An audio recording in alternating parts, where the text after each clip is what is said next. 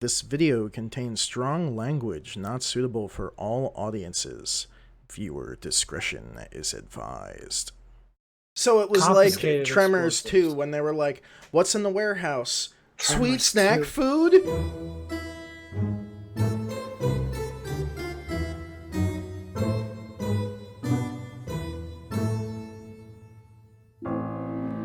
So, welcome back, everyone, to another week. It's been exciting, and we're gonna do a quick recap here. Thanks. Why this music? Why? Well, frankly, because of where we're picking up this episode, we had a lot of information gathering last week, a lot of little one-on-one conversations, and then you guys gathered some potions, gathered an ally or two.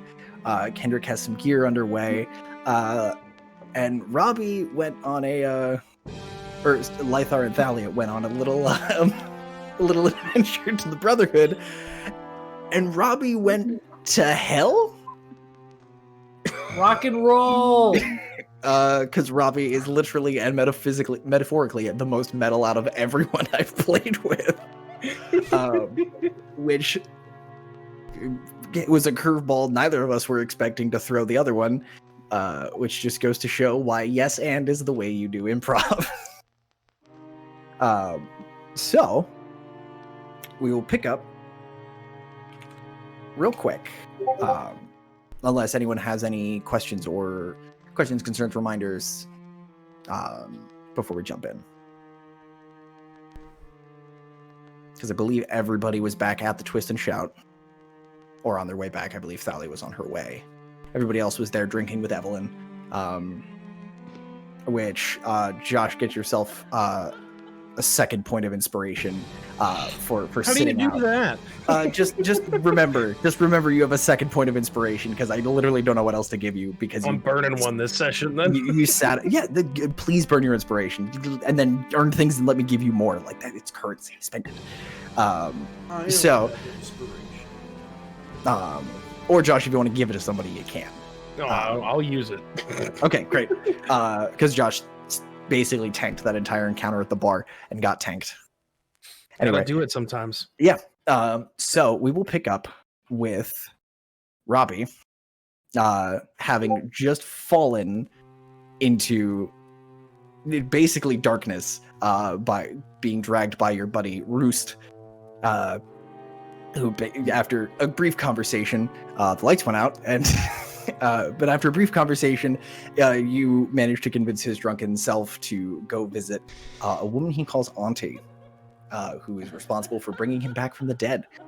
He wasn't super happy about it and basically killed himself with holy water in order to do it. Yeah, big old flask, big old swallow. You held onto his coat and he fell into the abyss. So you've been falling for a while, and you're falling. And as you're falling, all you see is Roost, like still just like deathly pale, eyes shut, just falling limply. And you keep falling and falling and falling and falling and falling. And after about a couple of minutes, like your internal clock's like, okay, we've been falling about 5 minutes. You land, or you start to see red and figures in red moving around, unaware that you have turned into a projectile aimed straight for the ground. Falling, and as you get closer, you start to see these figures vary in shape, size, number of limbs, number of mouths. Some of them are red, some are purple, some are black, some are apparently transparent. And you're seeing there's all these horrific looking figures just kind of milling around in this enormous mob. And you have, judging from now that you can start to see the ground, or there's what looks like flame, you're starting to see fire illuminating these figures. You're about 500 feet from the ground, friend.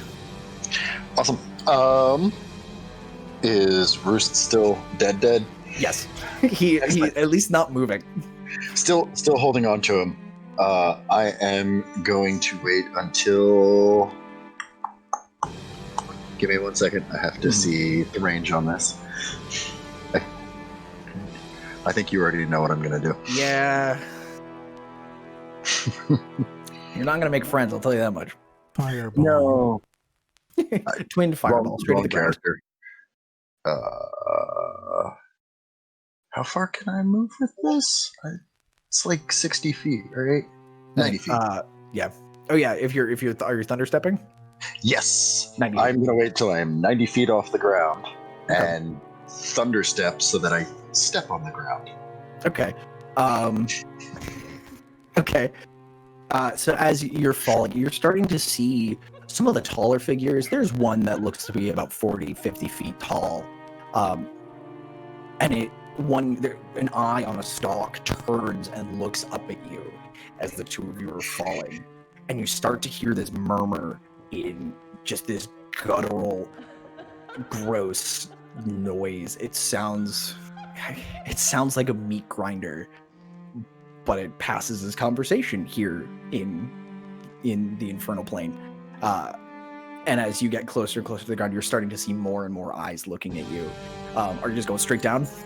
Yeah. Okay. Give me 1 second.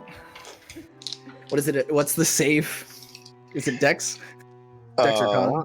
Let me look at it. So it's anything immediately to my sides must make a con saving throw. Is it where you depart or where you land? Where I depart, you teleport yourself to an unoccupied space you can see. Immediately after you disappear, a thunderous boom sounds, and each creature within 10 feet of the space you left must make a con saving throw. So you're never mind. You're high enough to avoid blasting several of the demons, and people are noticing you, and they're starting to clear out. And as you're falling, there's this thunderous crack. Actually, hang on. I forgot that Roost is within range. But he's dead. Maybe. It pushes him 10 feet. Actually, let's see. No, I can take somebody with me. Oh, okay. So you are taking him with you. Great. Yes. I don't suddenly give him a different trajectory and just we have to find the guy I was with. Like every single bad college party. So you, with this coat, there's this thunderous bang, and you land with holding the coat in one hand that Roost is still wearing, and you still have your sword out. And all around you are just these horrific forms. There's one that looks like it's mostly made out of tentacles, and there might be an eye in the middle somewhere that you landed right next to. This eye is about 3 feet across, and it is locked onto you.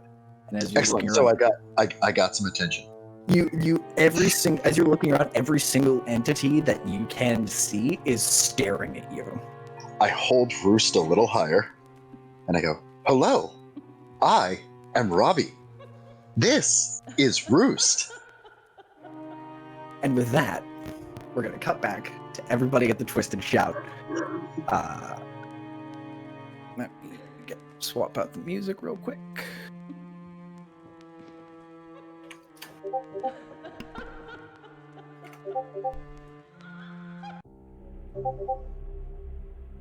So, back at the Twist and Shout, everyone's having a grand old time. What's everybody doing? I will pass the story on to you guys. It has been, it's been probably 2 hours since everybody got back. Yes. I would like to point out that at the end of last episode, Thalia was walking in the door as I was placing my hand on a hot torch. Yes, thank you for reminding me. That's exactly where we picked up. I was trying to remember, I remember I was doing something. I remembered it, and I was like, please forget that, please forget that, please forget that. So we can either pick up right there, or we can skip ahead about 2 hours and have Ronan with a bandage on his hand. Whichever. We can skip ahead. I think we can all figure out how that conversation would go. So yeah. So it was an important conversation. Did we decide that Lami is fire resistant? I don't know, Lami, are you resistant to fire? I am fire resistant. Yes. Okay, that answers the torch question. Yes. So flash forward about 2 hours. Evelyn is still hanging out at the bar with you guys. So yeah, what is everybody doing? I would like to be sitting at a table with my burnt hand in a cup of ale. It'll be a bowl of ale because they don't make cups big enough to fit your hand in. But there's the Okay. Your meaty paws. okay. What's everybody else doing? I want to sit with Ronan. Hi, friend. Hello. I'll be sitting with Thalia. She's here, right? Yeah, she got back. Yeah, she came in right at the end of the last episode. Right.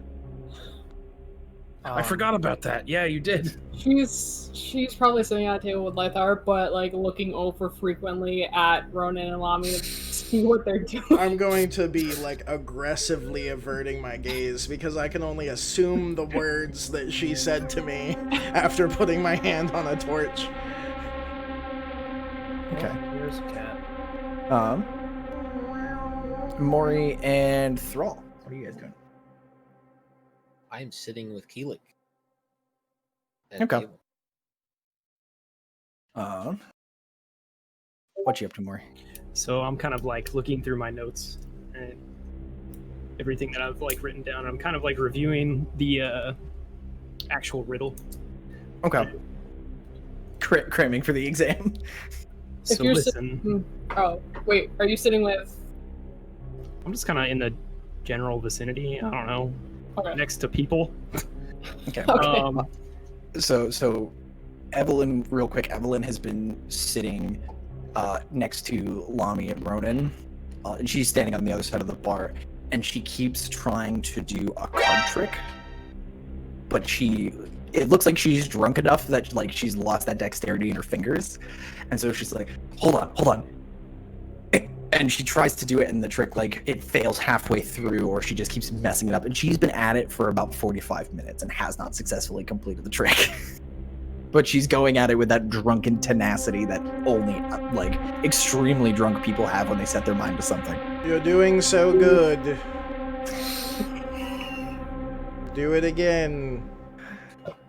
I think she's doing great. I said she's doing great. That's what I just said. You said good. That's not as good as great. Good. Okay, so anyway, sorry, Deeps. We'll get back to you. So what do you guys think? Okay, so for the first lock, right, we've got Ed, right? Yep. Yes, we throw Second Ed lock. at the door. Pretty much, What do you guys think about the second lock? What's that? I mean, we have to get rid Oh, of boy. magic About it shadows. it depends on if it's illusory fire or magical fire or real fire, I guess. There's that many kinds of fire? Yes. We could try using my daggers to create water, since I I have can those. dispel magic if it's magic. Or, yeah, if he creates magical water, I don't know. What do you think, Maury? If Put he out- creates magical water, would that counter magical fire? I don't know. I don't know anything about magic. Out of everybody here, I'm the least magical person ever. I don't know. I'm just a gnome. Guns. So we'll have to do some testing when we get to the door on the second one. What about We the just- third? What was the third one? Give up your Lose, faith. keep up your faith. Lami, either you need to stop drinking. That's Well, one that's thing I not know. happening. Well, we're fucked doesn't- there. It doesn't say give up your faith. It gives up Give in in? faith. Yeah. The original Right. lock, when it was made, Ergen melted his family's moon silver bow and gave that up. If anyone looks at me, I am not looking back at them to do anything of that sort. I am just like looking down, like, I'm not doing that. I'm not melting any of my shit. Back to awkward eating. I'm gonna side eye Lythar. Yes. Can I insight check Lythar?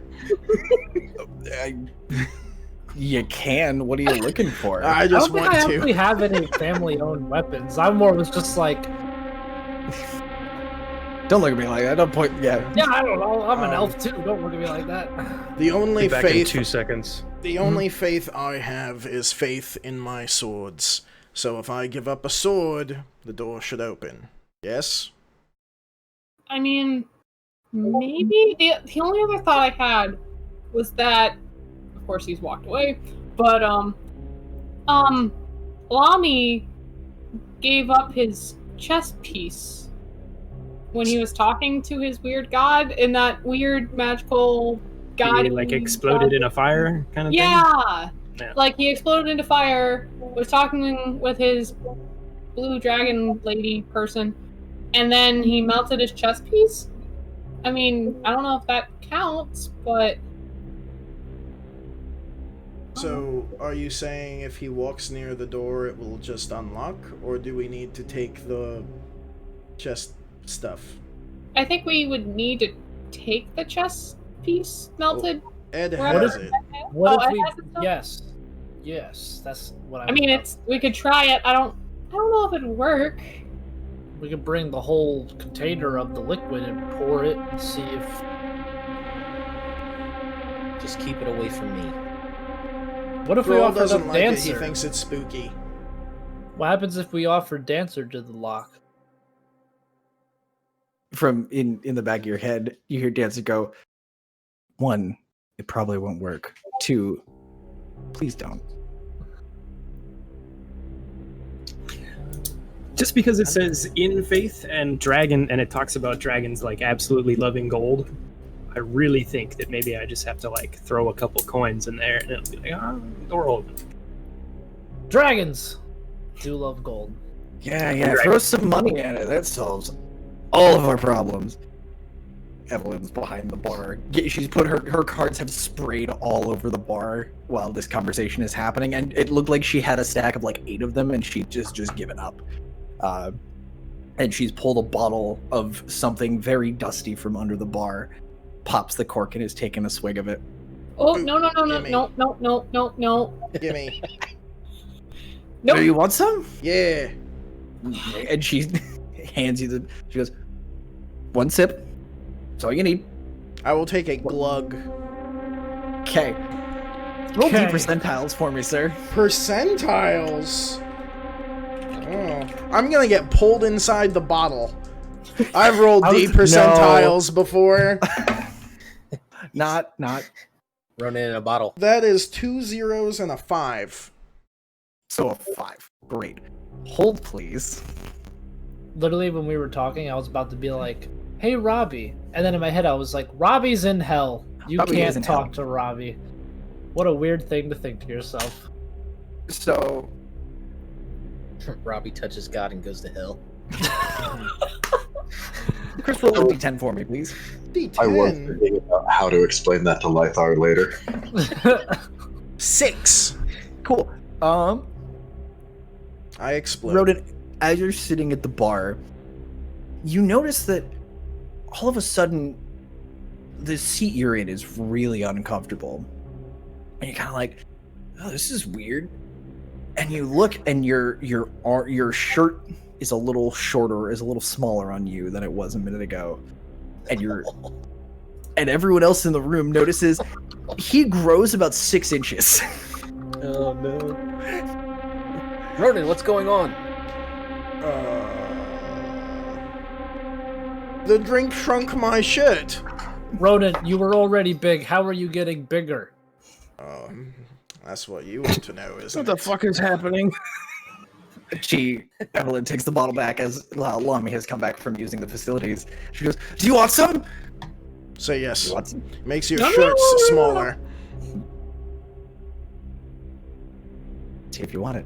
It makes your shirt smaller? Yes. It See, does a look how lot of tight my things. shirt is. I think you've just gotten bigger. Evelyn, I think it's time for bed.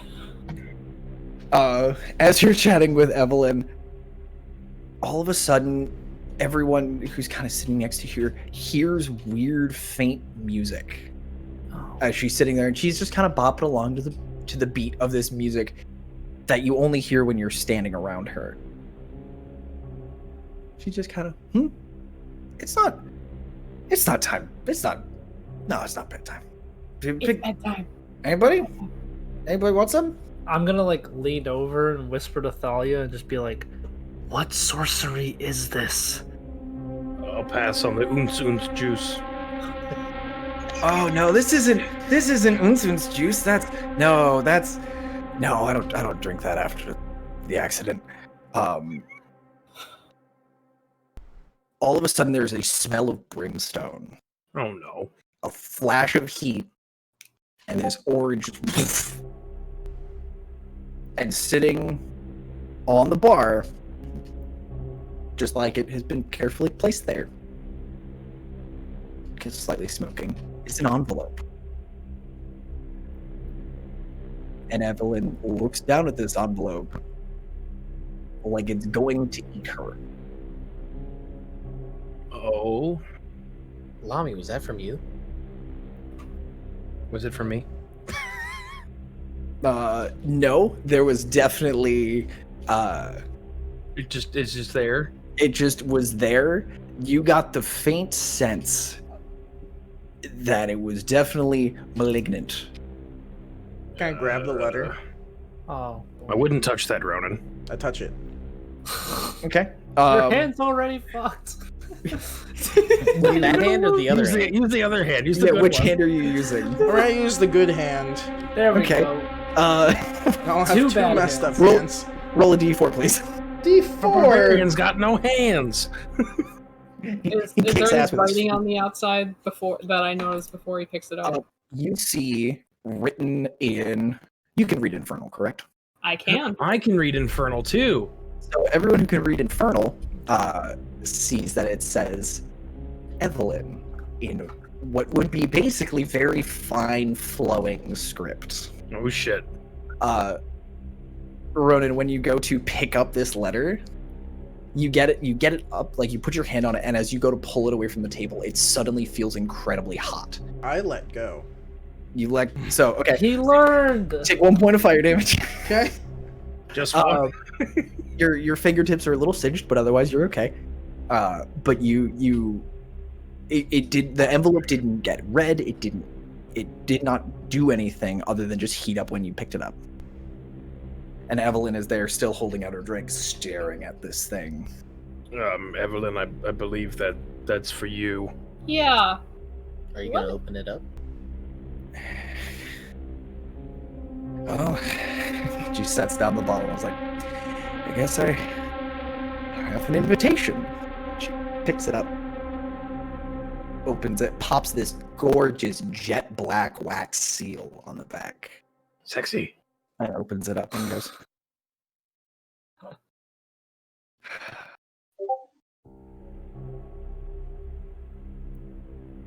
when was the last time any of you saw your robot friend? This morning, I believe. It has been Yeah. a while. You went to go talk to his Around faith lunch friend. time. When did you see him? I haven't. And who did? She flips it around, and it looks like a very finely written invitation Oh shit. to basically a party. And as you're reading through, it's like, Evelyn, you are cordially invited to the 5th level of hell, to the Duchy of... So I can remember the language for this damn thing. So I close the wrong tab like an asshole. And Mike, pass what have me. you done? Rock and roll. To the Duchy of Anzi Rothian for drinks and performance by various talented individuals.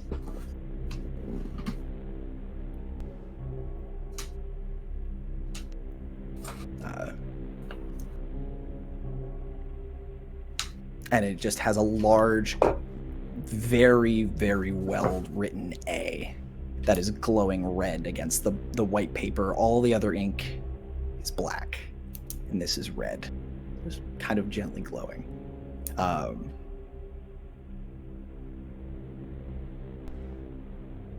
Thrall, make a religion check at advantage for me.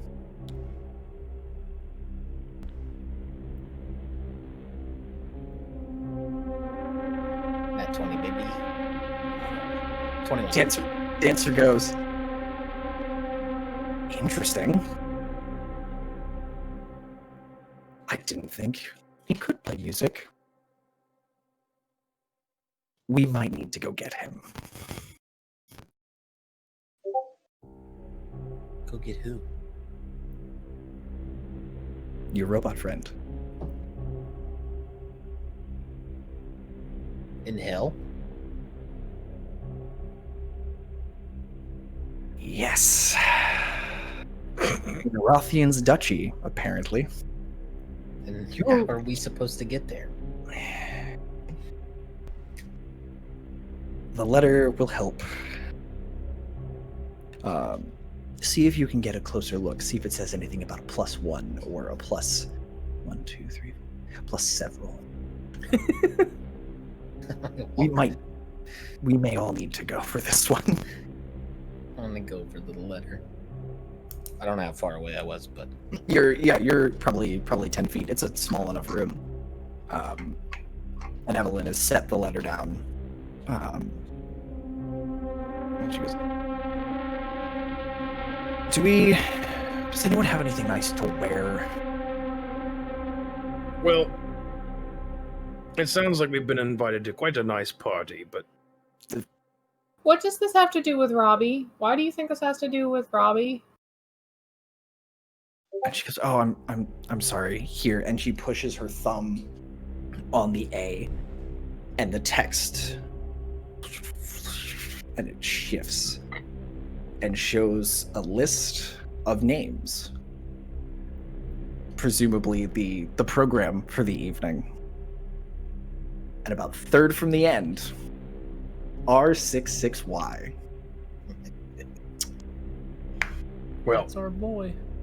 hey, that's right. I don't think we all need to be invited to a party. I've crashed quite a few of them. Just act casual, fly casual, act like you belong. Works every time. Why? That's not Oh. how you spell Robbie. Just saying. Do I look like I wrote the invitation? Ronan, since when can you spell? I can spell lots of things. Name 4 words. 4, 6, 1, and 17. Okay. Thalia has started rummaging behind the bar, and from behind the bar you heard, "Well, if he's there, I don't." How did he get there? Sometimes Rothian doesn't ask people to perform; she makes them, especially if they're her favorites. And here it is, and she pulls out a large purple drink and goes, and before she pops the cork and goes, "This is for me. It'll sober me up, I promise." How do we get there is the question. Well, you need some kind of disguise. Corks it. I've got my disguise picked out. This letter will take us there. The letter? Mhm. Does it walk? No, I don't think it does. Letter do walk. Is it portal-y thing? Do we die? You don't have to die. This is the easiest way to do it without dying. I can't recommend dying. It's not fun. You've died. Oh, how do you think I know, Auntie? Who's on How are team? you here? How many times have you died? Ugh. She like you start to see the color pour back into her face. She goes, "I've died enough times to not enjoy it. It's not fun." So probably 7 then. At least. You stop counting after a while. Anyway,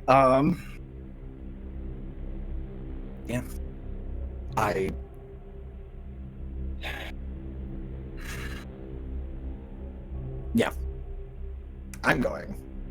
At least to hear him perform. I don't know what he's playing. I didn't know he could play or sing. Me either. I'll need an outfit, so we have to go shopping. She kind of looks you over and she goes, "I think an outfit's not going to be enough to cover that." That what? The god thing. Oh. Yeah. Hmm. You might not make any friends. Well, I'm not here to make friends. It's a good attitude to have going into hell.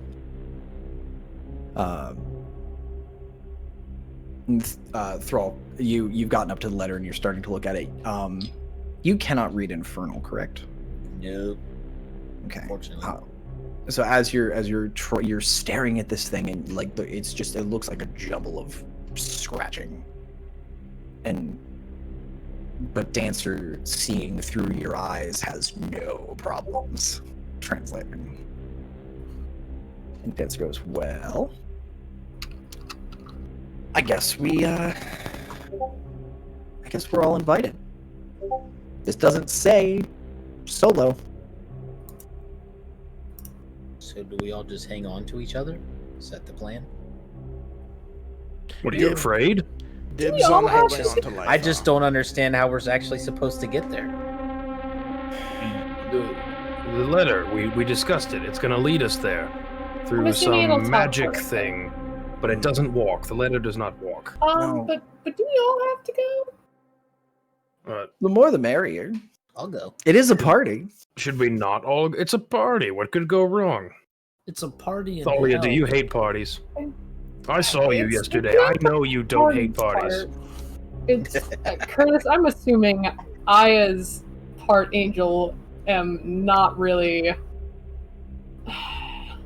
Actually, roll me. So with what you know and your particular areas of studies, you will be on par with the amount of attention Lamy will get when he rolls in. Yeah. You will not be subtle. The amount of good and holy pouring off of the two of you will be obvious. Gotta make an entrance, homie. Swag. But none of y'all know that I'm half angel yet, so. Now Now we know. Also, Now we know. roll don't. me.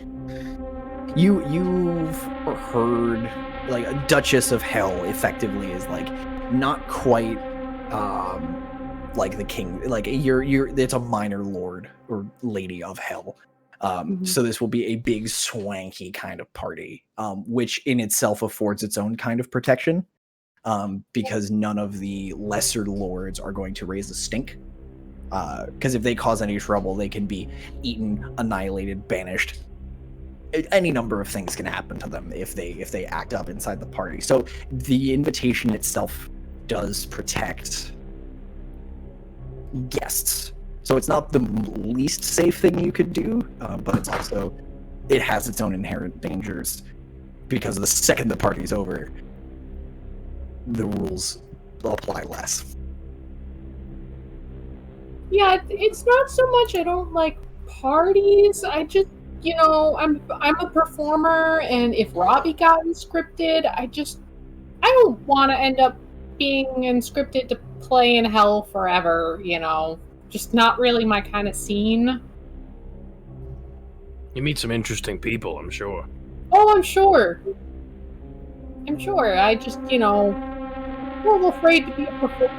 It's really awkward sometimes. Like you go to a performance, and you can't help but critique, and then you offend the performers by accident, just trying to be helpful. I just don't want to step on toes. Do I Or believe cloven Thalia? hooves. Well, if there's a way in, there's a way out. Roll if you're asking if you believe her. Mhm. We can make this a contested insight check. Oh, this will go great for me. So I already know that she's. fit, I'm right? not quite telling the truth. Yeah. Okay. There is a deeper discomfort that she's not vocally the part addressing. where I said like I do not want to get scripted to play in hell, and I'm a little worried about that is true, but like the other stuff is me like really, you can tell I'm just making that up to prove a point. So Rodin, give me that sweet insight check. What am I making? Deception? Yes, deception. You're rolling 19. Ooh, you're rolling against the bard though. That's dicey. 24. Damn. I was I so have excited with my +7. nat Damn. 19 and plus 0. I mean +7. Nice try. So Thrall, you have an idea what's going on. Ronan, you're like, no, she's talked about music. She's like, this is a music thing. Yeah. Nobody critiques my conch shell playing, but that's because, I'm scary. Personally, I'm kind of excited to go. Might run into some old family members. You never know. Why are your family members in hell? Let's just say they've got a bit of a history and they didn't always do the right thing. It was more about money. Who's got money? I've got money, and I throw a gold coin at Evelyn's face. You've got all of my money. She catches it, Sad. like between her finger, just catches it like right here.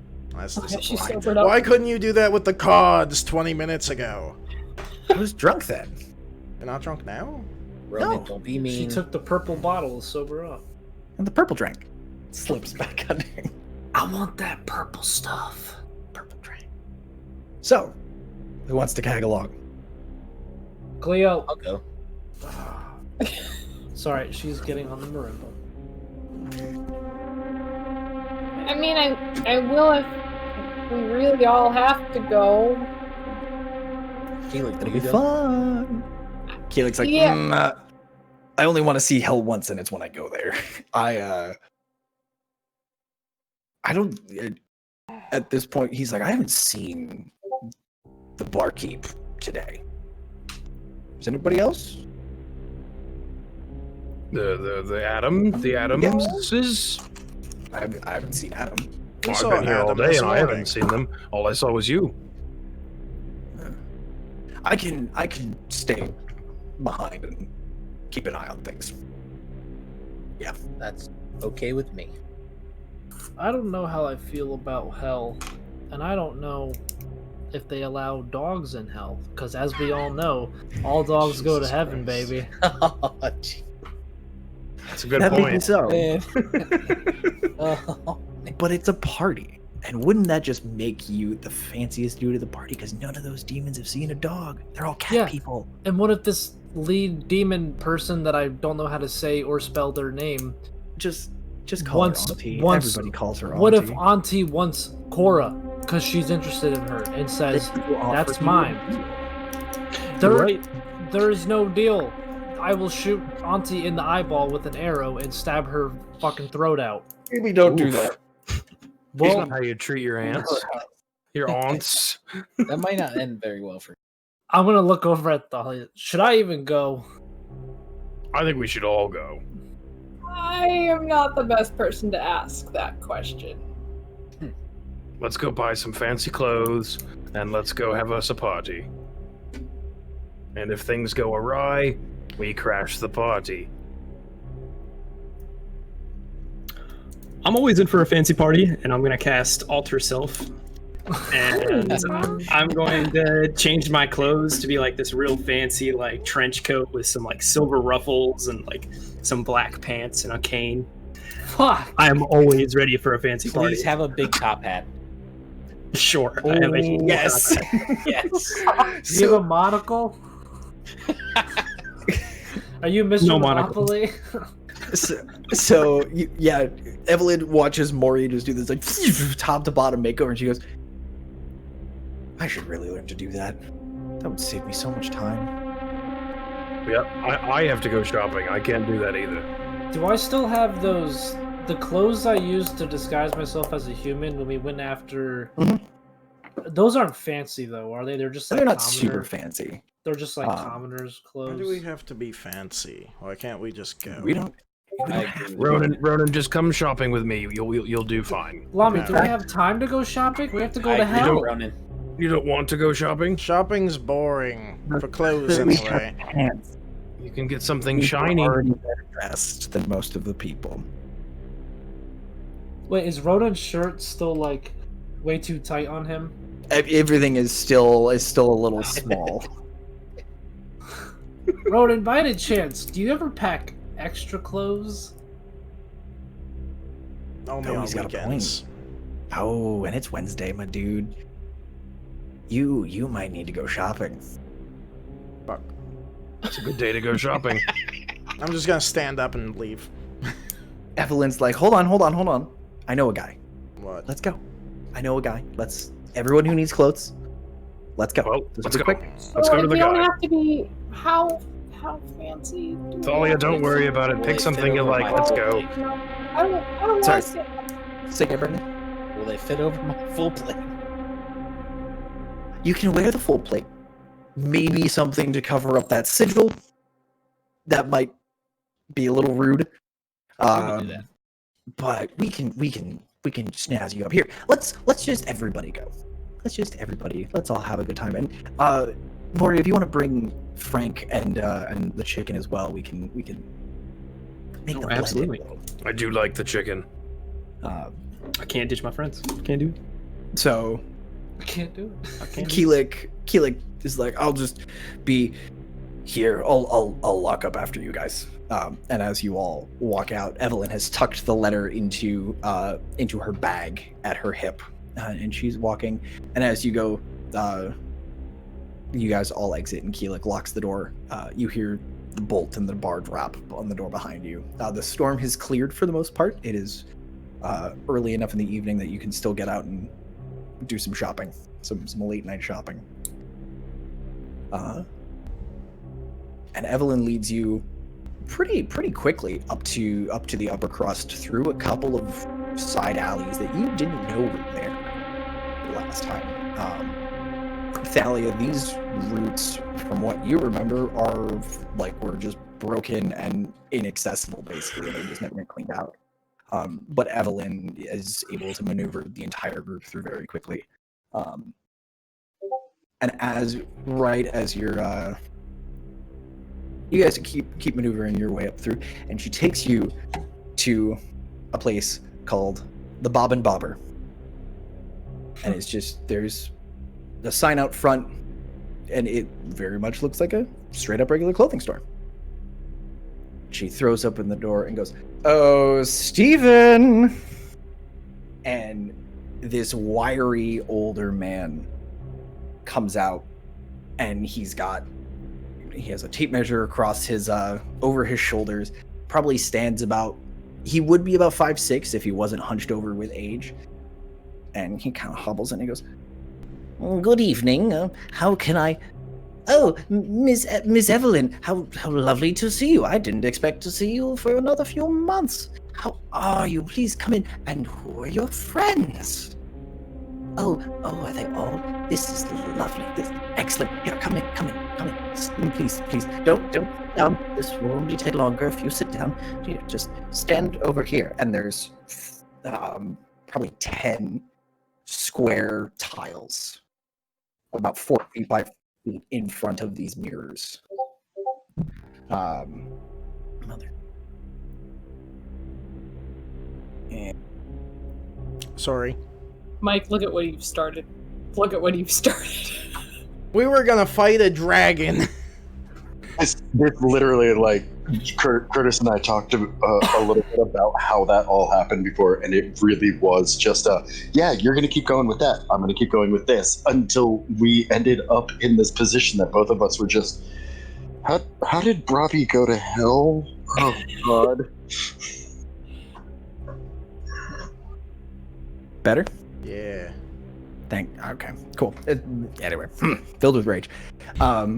So he gestures you over. Are you just a to bird these- in a cage?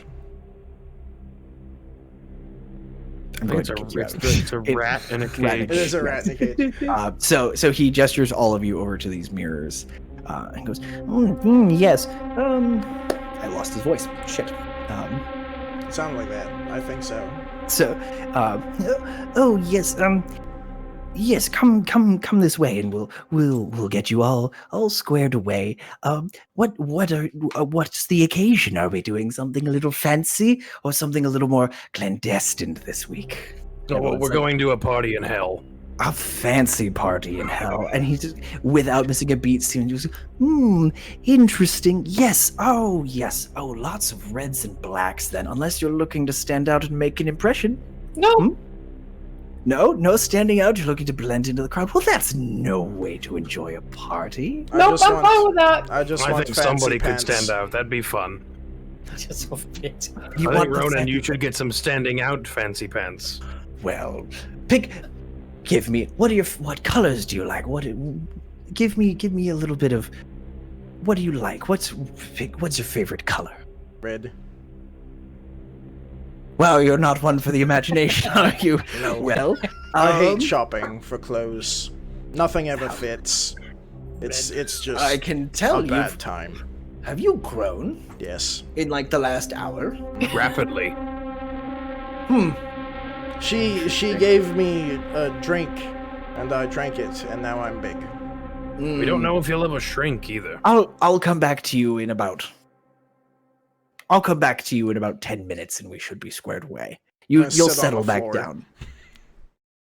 And he goes through. If anyone has any ideas for what they want, I want a jet black cloak, Luke Skywalker style, but like Vanta black. Just the blackest of blacks with the big hood. okay.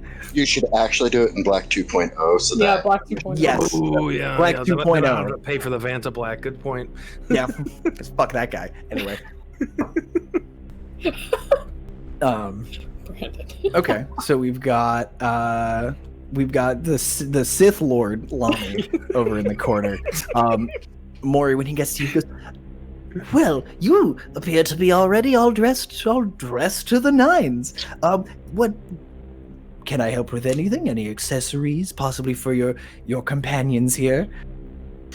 You know, if you could give them like a matching kind of butler-ish feel, you know, something bow like- tie. Yeah, a nice bow tie and Just a bow tie. Exactly what I was thinking. a monocle for the chicken, please. Oh, of course, truly a man of taste.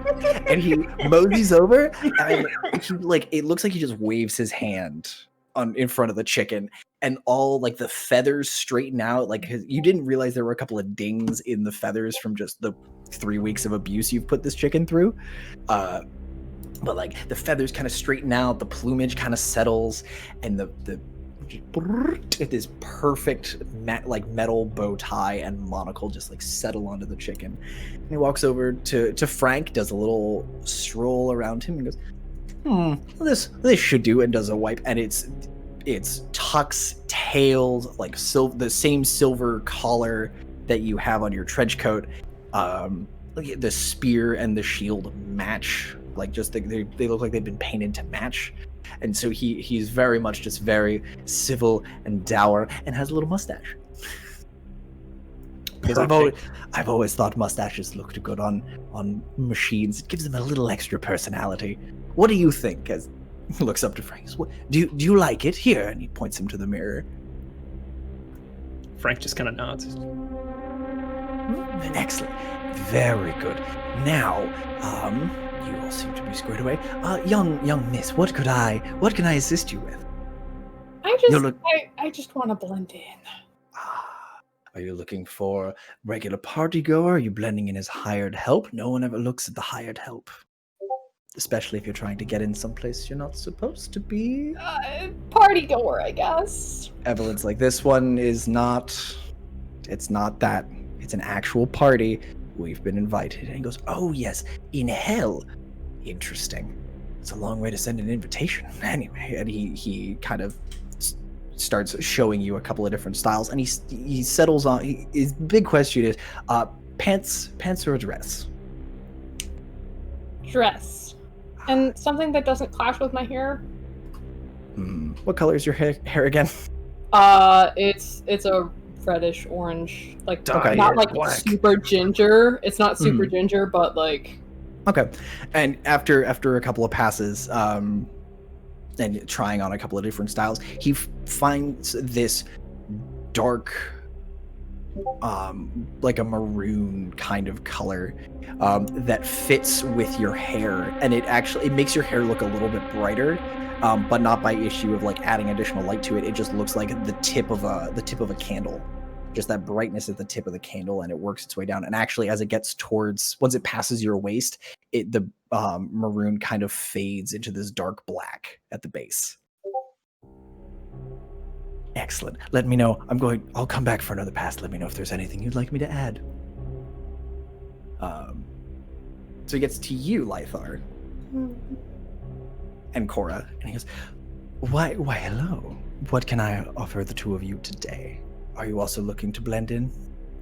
I'm just gonna, as awkward as I am, I'm just gonna look at him and be like, I like the color green and trees.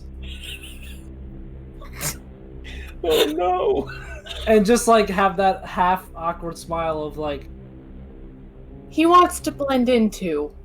Excellent. One moment. And he turns you towards the mirror and starts giving you a couple of options. One of them is this dark green doublet, and these just fairly close leather pants, just the black leather pants. And there's what looks like silver embroidery of trees, and right on the chest is what looks like a crescent moon. And the embroidery just goes all the way down, like down the arms of the doublet and across the back, and just kind of it's fairly subtle, but definitely nails that he hit the things you like. There's trees and there's green. I'm gonna look down. I'm gonna like follow the embroidery and be like, trees. I like this. Excellent. And then I'm gonna look down at Cora and just be like, do they like wolves, dogs, and hell? No, they're cat people. But they don't really see them because all dogs go to heaven. That's what I said. Thank you. You are a wise individual, sir. Let me get something that might help a little bit. And he goes over to Cora, and let's make him roll. And he just like puts his hand forward, and Cora is completely chill with it.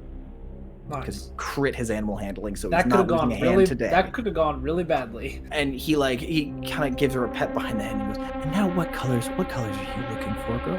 Ah, I know. And the same color of fabric and that same embroidery just kind of comes into like a neckerchief that goes over her neck, but it looks like it's made out of a flexible leather, sort of like a neck guard, but sort of hanging down off her chest is that same trees and embroidery, and there's a pair of crossed swords on it.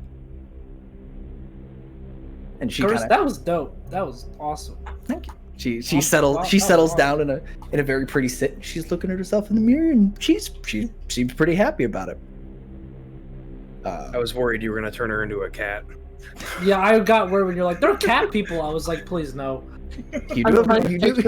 I'm picturing it's like a service animal vest, so it's like, do not pet the dog. It does. It spreads a little. I actually like that a lot. It does spread a little further back, and it looks like it could be a handle. You're not totally sure, but it's definitely. It definitely looks like a safety vest. And he comes to you, Thrall, and goes, "Sir, is there what can I get you? I would, if I may be so bold, the armor, that chest piece might need a little touching up." I believe my stuff was all black last time we checked. Yes. Okay. I just want to add a little bit of red and cover up that symbol. So for now. Are we looking for red around like the fringes? We can do. Yeah. Okay, and he kind of accents. He runs his hands across where the plates of the armor overlap, and this gorgeous ruby blood red just kind of runs across, and it's against the dark of the armor. It pops just enough. It looks real good. And he's like, "Oh, don't tell Bartholomew that I've done this." And he wipes his hand across where that sigil is, and it just looks like regular steel.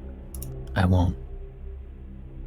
Also, when you're back, come see me and I'll put that back on. I'm the one that they come to put these things on them anyway. I can do that. They never pay me enough. Anyway, if there's anything else. Thank you. And you, large gentleman in the corner, are we still on red? Is red still the color of your choice? I would like red fancy pants, and if you can do like a bandolier from one shoulder down to my waist with an owl bear skull on my shoulder, I think that would be a little flair. An interesting choice. And he goes, when you say fancy red pants. Red pants, what you think is best. I don't want to be like super fancy. Fancy to me are just pants without holes in them mostly. Understandable. We all have different styles of fancy, but for a party in hell. I've never been there, so I don't know. Are you looking to blend in? Like half and half. Well then. Don't panic. And he like snaps his fingers and points. And around your ankles, there is this burst of light and no heat, but it looks like flames are wrapping their way up your legs. Ooh. And turning like about halfway up your thigh. They just kind of and just become this dark fabric that blends up, and it looks like the smoke is blending in with that cloaker hide that you have on your shoulders. He goes, the fire will really get their attention and make a presence for you. I like it. And he turns to Evelyn and goes, and for you, miss? And she goes, I would say the usual, but I feel like I want to blend in on this one. What I'm wearing is fine. He goes, excellent. Will you be taking your invitation here? She's like, do you have a large enough room? I do have some storage space that I'm not super keen on. Right this way, and we can get you all where you're going. Then he walks to the back, past racks and racks and racks of clothing, and opens a door, and it's just like it looks like a 10 by 10 storage room. Nothing super fancy, just boxes and boxes and boxes of stuff. And everyone's like, well, if you're coming, let's go. Everybody in the room. I strut very fancily to the room. Is it warm there? No. She looks you dead in the face and goes, no. That's actually kind of chilly. I feel like I've heard it's warm. Is she there, telling and the I'm gonna- truth? What'd you say, Brendan? I'm sorry. Is she telling the truth? No, she's absolutely... I'm just gonna laugh. She's absolutely full of shit. Thrall, is it hot there? I don't know that he can't lie, so that's a bad rewind. Okay. I should know that it's warm in hell. I was mostly just like being a dick. There are different types of hell. There is a cold portion of hell. There is a hot portion of hell. There is a dark portion of hell. There are many Sounds layers. like the ocean.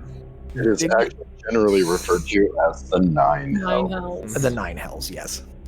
Considering that you're normally a prankster, I'm gonna take off my shirt. Just leave on the Okay. cloaker hide. Interesting. So I can repair that shirt for you while you're gone. If you'd like. That would be great, and I toss it to him. And Just- anyone who cares, I have a large tattoo of a mammoth skull on my chest with spear tattoos wrapping down around my arms with the spears like by my wrists. This is Are the we first talking, time like- I've been like naked. Are we talking like Dwayne the Rock Johnson pec tattoo going No, down like the arm, full, or like skull?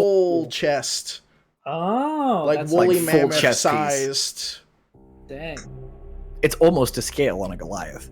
Almost. And the artwork, it looks like it's been done. It's not crude. It is very well done, and it's also pretty old. It's not faded as in it hasn't been taken care of. It's just been on his body a really long time. So, as everybody moseys into the room, Steven is standing there holding a kind of smelly barbarian's shirt, because you swim and poo an awful lot for being civilized people. And Evelyn turns and sets the letter in the center of the room, and she goes, "All right, this is the last chance to change your mind." Before, like when she said that, I'd be like, "Is there anything we shouldn't say or do while in hell?" Yes. There's a It's couple of just a things. party. If somebody asks you your name, don't give your full name. First is fine. There might be name tags. Don't put your full name. That just never ends well. If anyone asks to make a deal with you or offers you a trade, probably say Accept no. it. Probably say no. Sometimes, depending on who it is, you can pull a fast one. And most importantly, never, ever, and she steps on the envelope and all of you just fall into blackness. And that sounds like an amazing spot to take a break. What a bitch! What a bitch! That's phenomenal. That sounds like something that would happen to me in real life. Never, and then just they go. Yeah, like, whatever you do, Prettiest dragon at the never, party. ever connection ends call. Pretty much. So yeah, y'all are on your way to hell. One of the 9 hells. That's You're going to a Nothing's- party in hell. Nothing's different. I'm just kidding. Oh, there's a little more brimstone here. So, By the way, guys, I'm absolutely sorry that I detracted from the dragon fight. It's okay. Oh, it's. I've heard this sounds pretty fun. I like this outfit. Is this just like is this my leather armor just yep, an your illusion? stats are the same. Is it an um, illusion, or like could I keep this? I'm going on break now.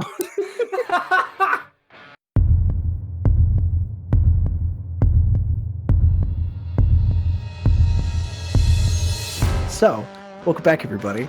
The party, all of you having been rudely interrupted by Evelyn stomping down on this envelope and triggering the portal. The room around you, there's a quick, woof, and there's this brief sensation of falling. And then you look around and your surroundings have changed completely. You're now standing in a pretty well lit, very artsy hellscape. Instead of there's what looks like a teleportation circle that you were all standing in, where the guests officially arrive. And Evelyn is picking up her letter as you all look around. You are on the edge of a cliff, and the path in front of you leads up to what looks like a very large, very well-equipped, almost like a manor house. That definitely doesn't look like it belongs here. It looks a little more. Those of you who are a little more well-traveled, it looks elven, just with how the architecture kind of swoops and curls. It's all very curvy and very pretty. And the path up in front of you is this lovely granite, this black granite with red lines of fire separating the tiles, and behind you is just a sheer drop. And you see a lava fall next to you that's just careening down into the ground, and what looks like, you're not sure, those of you with slightly better vision might see people screaming in the lava down below, but you can't hear anything. It's just like, welcome to the hellscape. They're just saying hi. And where, as Evelyn picks up the letter and turns, you see a large individual, probably about 8 feet tall, with this veil of chains covering his face, and these hooks on chains wrapped around his arm and kind of looped in, very similar to how Ronan carries his chains, but his are a little on fire. And he stands there, and he's also in a tux and tails with a little bow tie. Good evening, and welcome to the festivities. May I see your invitation? Evelyn's like, here you are, Jeeves. And he goes, I hate it when you call me that. Jeeves. Everything appears to be in order. Welcome, Miss Lynn, and your guests. Enjoy the party. There are refreshments. Please just follow the path. Don't step off it. I can't promise what will happen if you step off it, but things will happen. Oh, please clear the circle. We have guests arriving momentarily. Thank you. Good to know. Thank you, Jeeves. And when you say that, he turns and looks at you and goes, have we met? I don't believe we have we? No, we haven't. Don't call me Jeeves. Excellent. I'll see you later, Jeeves. We're gonna all die in hell. God damn it. Miss Lynn, before you go, I would recommend keeping this one away from the Cabal this evening. They seem a little hungry, and I would hate to have to deal with the repercussions of them feasting. Just a word of advice. I'm gonna turn to Thrall and go, I think we may have stepped into a war with the Cabal. Cabal again? No, you stop that. You get out of here. It's not Star Wars: The Lord of the Rings. I will take it. Anyway, so as gotta wave to Kendrick's mom. As you all file past. As you all file past, you hear distant music playing off in the up by this manor house. By Kendrick. And you see as you go, Jeeves has, after you have all walked through, he's taken his place standing in front of the pathway. And as you start to maneuver your way up through, you're starting to see, it looks like a garden, like a kind of fancy garden, with bushes that might be alive, a lot of skulls in the architecture. It's a creepy garden. A creepy garden, but tasteful. And you do see, like, it looks like a lovely place to take a walk. But after about 20 minutes of following this path, you're starting to see more individuals. Thalia, you're starting to see all the kinds of things you read about in your books, all the demons that you've ever studied, and a couple you haven't. They're similar to Robbie's description earlier when he plummeted into hell. There's an awful lot of there's some things that look like they're all members of the same family. They're all the same kind of demons and devils and everything like that. But they all seem either well dressed or not dressed at all, in an effort to kind of fit the theme, see what's going on. And as you continue to stroll your way up, you are getting a few raised eyebrows. What's your marching order, out of curiosity? I'll go first.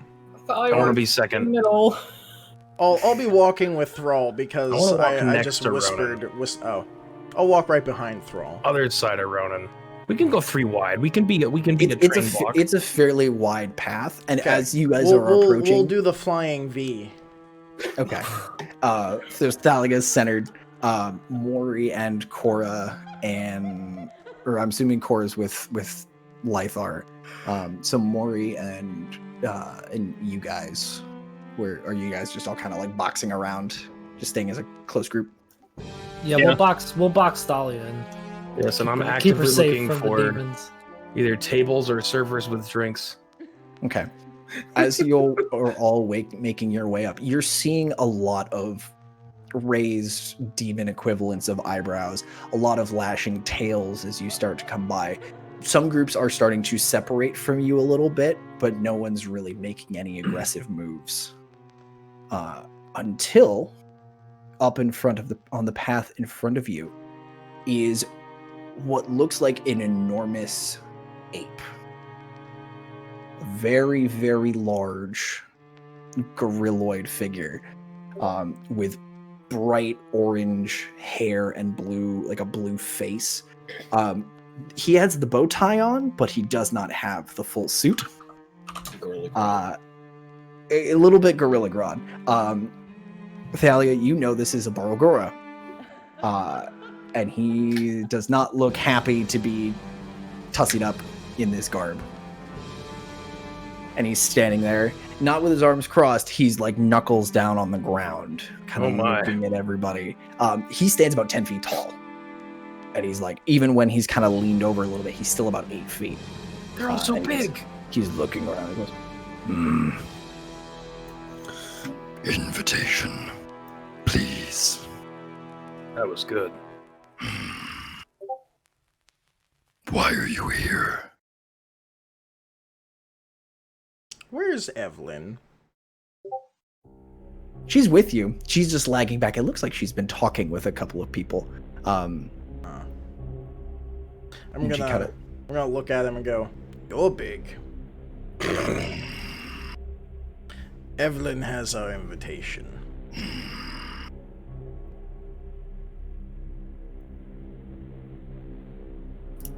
Well, and go, you will wait until she gets here. okay. Evelyn!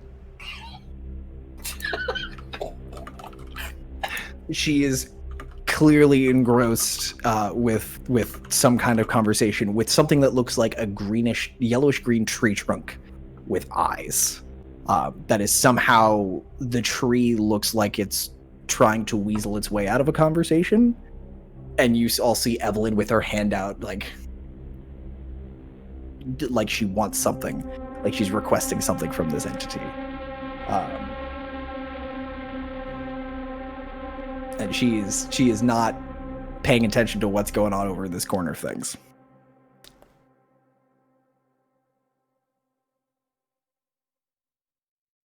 I'm gonna go over to Evelyn.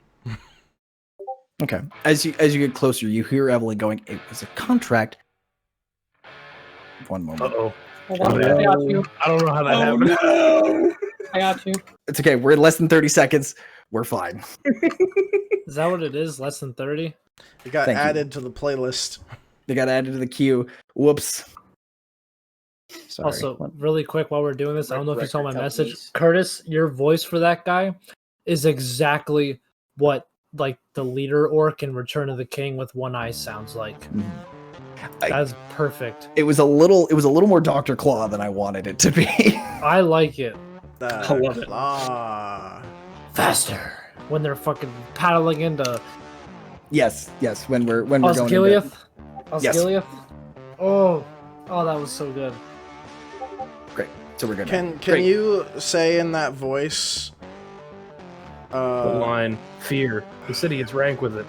No, it's like, where are the drugs going? The city is rank with it. You got it. That Nailed is it. that is literally the voice. Holy shit. No, I'm not doing the Batman voice because that's too low for Batman. That's me. Where is he? Where are you? I need more coffee. Hang on. A is for Alfred. I have a little it's like made in Microsoft Paint of Batman, and it just has this little talkie bubble that says, "Where's Rachel?" for when she comes into my streams. I just put up there. Anywho, sorry. So you walked over, and Evelyn is in the middle of haggling with this entity, and she's going, "It was a contract. I fulfilled the contract. Now fucking pay me." Hi. Oh, he's not letting you in, is he? No, do you want me to kill this for you? And the thing kind of just like pulls its branches in. It does not look excited by the prospect of being murdered. And Evelyn goes, "No, it's fine." Oh, you should. It's no trouble. If it speeds up the process for us to just go. 1 second. And she turns and says something in Infernal, and this thing just goes, starts like its feet just kind of like the branches kind of just like reaching forward and pulling itself along as it goes away from the rest of you. And Evelyn's like, "Sorry about that. Are we waiting for Oh, you need the invitation, right? We need to get past. Who's at the door today? Big monkey boy. And she walks up and goes, "Hi, Ani." And he goes, Miss Lynn, may I see the invitation? pulls it out and hands it to him. He goes, Good. Auntie will be very happy to see you. But, do you vouch for all of them? she's like, "Yeah, for today. Yeah, I'll vouch for them." He goes, Good. Do you vouch for this one? and he points at Thrall. He goes, You have one of us.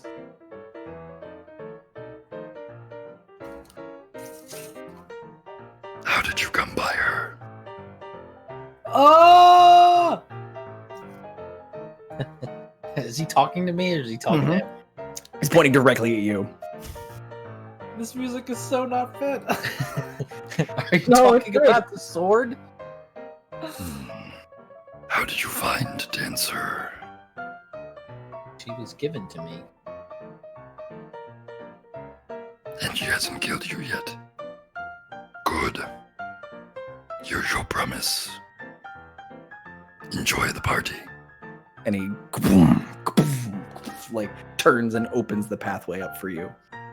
And Evelyn just goes, "All right then. Come on, everyone. Drinks are this way." Does Dancer say anything after that exchange? Dancer, Or is she staying quiet? Dancer, do you want to ask her? Because up to this point, Sure. she is knocked for you. So if you want to knock on that door, Sure. she's goes, "Well, I didn't think to see Anazan here. I'm glad he's getting work."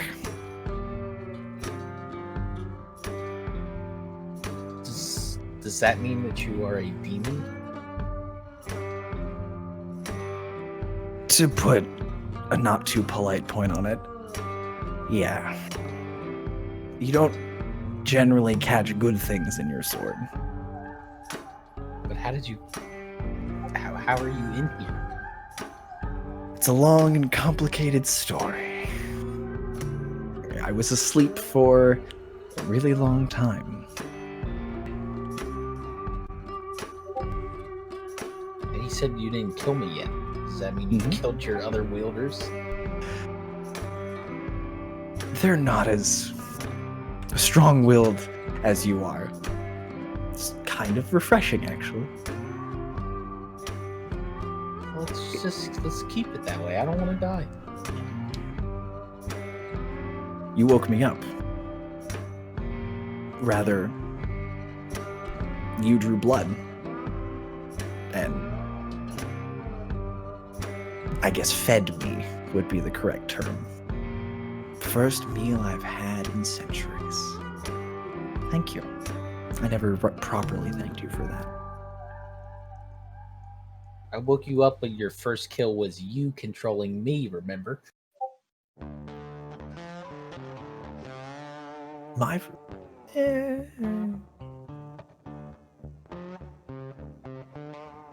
Semantics. Also, I believe I thought you had killed with the katana before. He didn't kill with it. Drew but blood. He drew blood, You drew blood with from it. Keelik. Yes. You're right. You drew blood with that blade. When I wanted to murder Keelik. Correct. And then Thrall was like, "Nah, fam," and I was like, "Well, fuck." Yeah. She's like, when you almost killed that bugbear, but you drew blood, no blood has touched this blade in centuries. You starve anything that long, it's gonna fall asleep. So thanks I for wanna the. keep my blood, please. Oh, that's fine. You are remarkably strong-willed and stubborn. You're the first person who's also asked to keep things even. So, I respect that. As long as we can keep that respect, you can stay. Thank you. But don't kill me. I won't. I won't. That leaves me without a wielder. And I won't want that. And I fall asleep again. Now let's go. There's a party going on, and I can introduce you to some friends. We shall talk later. There's a. I know we will. And she kind of steps back in your head a little bit more. So you've made your way through the garden, seeing all manner of horrific beasties, and you come to what looks like an opened courtyard, where there is what looks like an 8-armed demon or entity of some kind playing a piano, just playing like walking around and having a good time music. And Evelyn's like, so, welcome to the Duchess's estate. You all remember what I told you before we left? Make deals. No friends. Nope. No Have you seen names. any drinks? Have I seen any drinks? Where's the drinks? She's gesturing. You're seeing a couple of tables of drinks and what looks like hors d'oeuvres I go there. of a sort. Okay. Evelyn, I feel like we're gonna have a conversation about how you came to be with all of this sometime. Sounds like a Yeah. fascinating story. It's complicated. Aren't all the good There's stories? there's a boy, like all the good stories. There's a boy, Mhm. and Was there a girl? I was the girl, actually. Yes. Uh, There was a couldn't make it hag. any more obvious. I could make it. Ooh. There's a lot happening with this. Well, Maybe sometime you'll get the whole story, and maybe it'll be true. Anyway, and she looks at what looks like a pocket watch, and she goes, "Well, they should be starting. I think your friend's slot is up here in a couple of minutes. So grab some food, grab some drinks, and yep, don't give your soul away to anybody." And she goes, excuse me 1 second. And she walks over and sees this enormous red figure. This one's probably about 15 feet tall, towering over literally everybody around him. Huge horns, big red wings, and what looks like a flaming whip on his hip. And he's standing there, and he's got a... And he turns and sees Evelyn coming towards him through the crowd, and he's like... And his face, it's weird seeing a demon smile genuinely. It's not a grimace. It's not a like, I'm going to kill you and eat your skin kind of smile. It's just this enormous, happy to see you grin. And he just and scoops her up in a hug, which is weird to see in hell. So, what are y'all doing here in hell for a couple of minutes? I'm getting snacks and drinks. Okay. So you walk over to the table where all the drinks are, and you see what looks like a shadow break away from what looks like under copse of trees. You see this shadowy figure. It looks kind of just like an emaciated human with long talons on the end of its hands. Short, bristly kind of fur black fur covering its body. And these two horns that recede back, and at the tips of the horns and about the waist, this figure just kind of disappears. What the fuck? And he goes, Good evening. How can I serve you? I need some snacks and some drinks. Several drinks, please. How many drinks would you like, sir? I can... How many are you getting drinks for?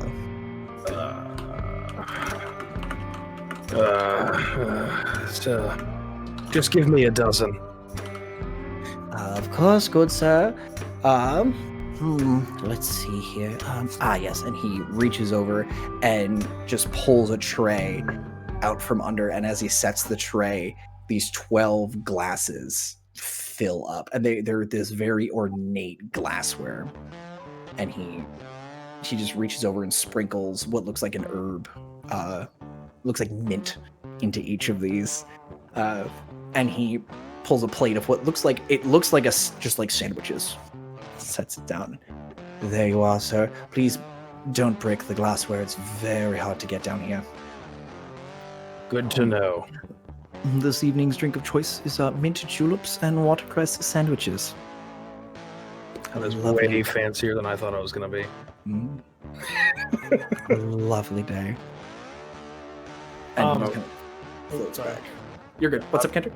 I don't know if I missed while I was on the phone. Sorry about that. My boss called me. If you said anything about Robbie, but when you said, what are y'all doing? Can I, like, keep an eye out and see if I see Robbie anywhere? Give me a perception check. I have 2 monitors now. Yay. Yeah. That's one more than one. That is. That's usually. That's a dirty 20. Okay. You don't see him 5. yet.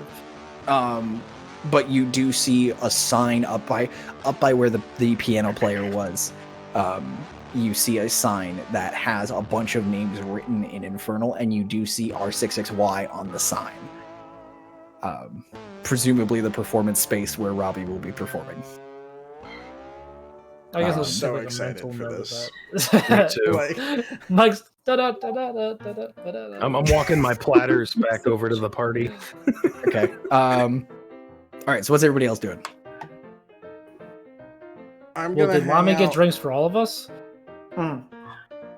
He's not a selfish asshole right now. I mean, Is he? Yeah, right now. Right now. 12 drinks? I feel like a dragon would drink that. He pre-gamed. It's pre-gaming. So yeah, what's everybody else doing?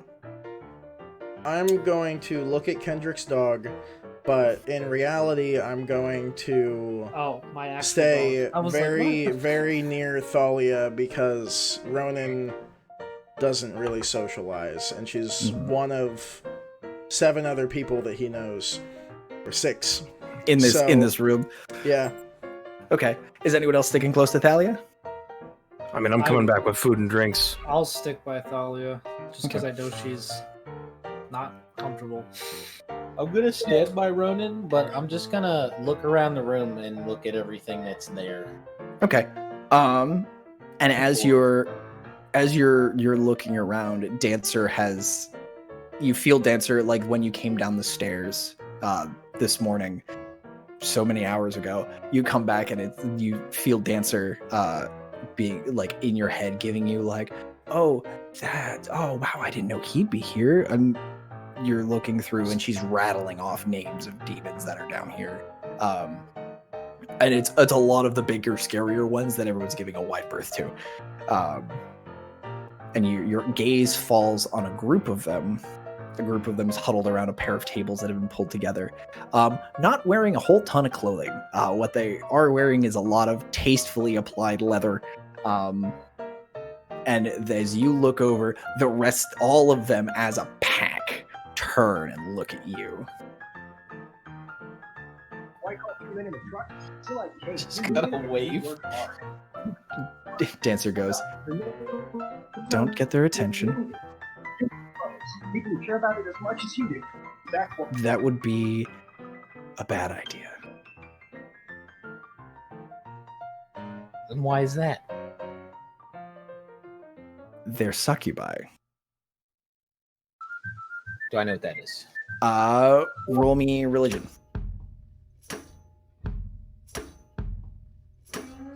They walk around going, It's a dirty 20. Succubi and incubi by extension are how do I put this delicately in Demons PG-13? of They're the sex night. demons. I mean, I know what they are. I'm just saying, like, It's a Yeah, sex demon. they're sex demons. Like, they are known for seducing and luring people in and then eating them either physically, emotionally, or mentally. There is a pack of 6 of them ogling you. and I'm gonna awkwardly put my hand down and turn back to where the group is. Face them. As you're turning, you hear a voice go, "Oh my god, what are you all doing here?" And you turn, and all of you see a familiar face. That is an Evelyn walking over. It's Marisha. Do I remember Flashback. Marisha? You all remember her because she was the one that you pulled She was out of the that. bitch in the rock. That The bitch- yes, the nasty bitch in ass the rock. bitch. Yeah. Oh, shit. Of course she's here. Of course she's. oh, hey, it's you. Hi. Yeah, I'm gonna be like, yippee, woo. Why are you here? Where'd you come from? I got an invitation. How'd you guys get here? I'm just gonna point at Evelyn. Hey, letter. Marisha and Evelyn kind of just like, oh hey, good to see you. Glad you made it. How's it been? There's a couple of minutes of small talk, and Marisha's like, yeah, how did you get all of these squares to come with you? I got the invite. I didn't think I'd see, Was that audible? Yeah, this is out loud to all of you. Squares, huh? No part of me is square. Except your chest, big guy. Jesus. Anyway, yeah, these guys saved me from some gnomes, and I'm working for the professor, and we got the invite, so I'm here. What are you doing here? Evelyn's like, I got the invite and was at the bar with everybody, and figured I'd bring them along. Also, we know one of the performers. Oh, sorry, Mike, I muted you because you were. Sorry. Okay, never mind. I have myself muted too. This is me screaming as a player, but don't worry about it. Okay. And we're just like, yeah, got the invite. We're all here. It's good to see everybody. I never actually thanked you all for saving me from those jerks, and I apologize for the attitude that I had, because that was kind of shitty of me. So I'm never gonna do one of those. I'm sorry, whether or not you believe me. Do I believe her? Roll insight. 7. You're pretty sure. Okay. She seems honest. She goes, oh my god, Thalia, you're here? Yep. What are you? Yep. Okay. Not what I was not where I expected to see you, to be totally honest. I didn't expect to be here today. Well, you'll love it. Auntie puts on lovely parties, and rarely do people get eaten, which is saying something. Marisha, do you come to these parties often? Not as often as some. Usually I'm out working and I don't get the chance to go, but after spending some time with Lady Cost, I got the invite and figured, why not? But what are these parties for? Well, to put it bluntly, Lady Cost, Auntie likes some of the finer things. Not necessarily trying to make a new name for herself, but she's, she comes from money, has a lot of power and family in all the right places, and so she's a little that everyone else considers her a little eclectic. But this is basically what she does for fun. She finds talent in whatever form, and brings people in, shows them off to people. And there was the last one of these I was at. There's a kid, I think his name was John. Best violin player I've ever heard. Like, full stop, amazing. And she gave him a golden fiddle at the end of it. It was really kind of cool. It's not a competition in and of itself, but it's definitely there's perks. There's some stuff. She rewards people, like not swapping souls, not making deals, but if you perform really well, tends to work out. I gotta admit, this piano player is freaking amazing. Yeah, and that's Is this the first performer? No, he's sort of the intermission. He plays to kind of fill the void. And I think, are you guys here? I thought that name was familiar. I was wondering why there was a name not written on Infernal in this on this list, but I think is that your friend that's going to be playing next? The R66Y, he's yours? Yeah, yep. Really? That's our boy. Interesting. Okay. And at that point the music does stop, and everyone just kind of moves over to their seats, and there's a gentle, it's not quite a whisper, because it's a lot of demonic, it's a demonic whisper. And you see this, you hear this hustle and everything, all the torches, all the candles get a little darker, and where the piano player was, he gets up and leaves, and this very plain looking woman walks forward. and kind of walks up to everyone, and all eyes are on this woman. She goes, "Well, hello, friends. Oh, it's so lovely to see you all. I'm so happy you could make it. I see we have some new people here, some new faces, and well, I just happen to have a new face of my own. This next performer, he fell out of the sky. He came down. He was brought in by some family, and we always welcome friends and family. And yeah, he showed a particular aptitude, and well, I'll let his music speak for itself. Please, everyone, give a lovely round of applause to Mr. Robbie." And there's a weird.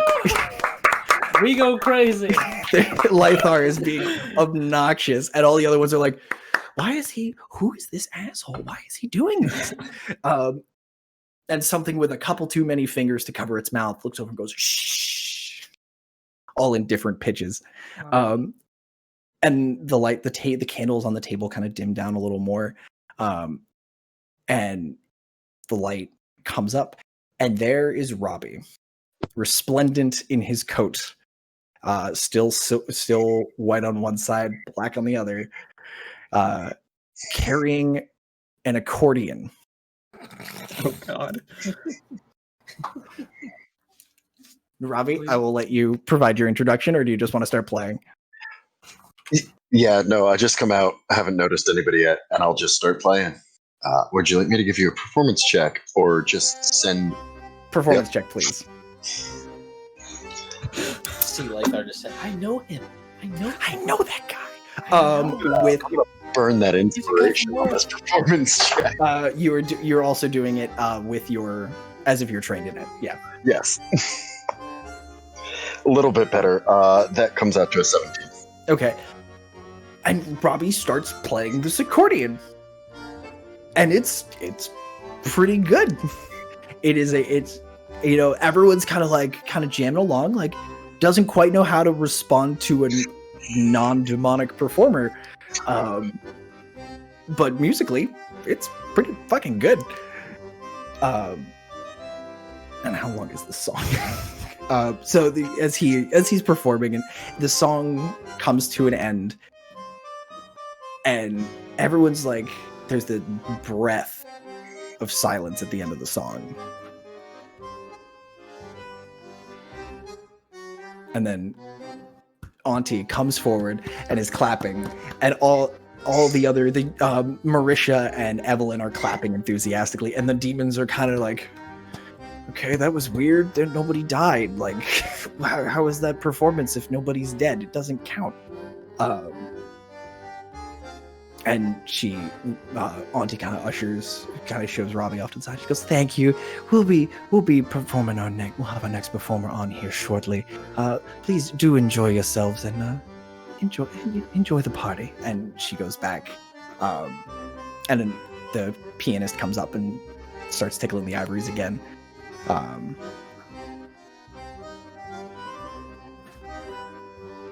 gonna go, Robbie! Hello? I know you. You are a friend from work. There it is. That was perfect. There it is. And yeah, I'll head on over. Okay. Hello! And I'll pull out a drink and hand it to Ronan. I will down the whole drink. I assume Okay. you want one of these. I threw my die on the ground. I'll do a different one. 3. I don't know what kind of save it is. Con save? Con check? Con save. Con save. Ooh, so 10. As you pull this drink, you realize it's not the same. You pull the tankard away, and it's not from any of the inns you've visited. Oh. In fact, it has the symbol that's on Robbie's hands pressed into the clay. And the tankard, even though it's empty, looks like it's kind of smoking a little bit. Oh shit. And the beer hits you. And it's really good. You know, look at it and look at Robbie and go, what? What? Who? I have upgraded. Okay. Am I near Robbie? You give me another one? You guys are too. You guys are like at an 8-foot round table made out of like the top is made out of what looks like chiseled stone. The legs might be made out of actual legs. You're not quite sure. So I'm gonna drink one of my dozen drinks. I'm gonna pour out 2 glasses. Just throw it over my shoulder.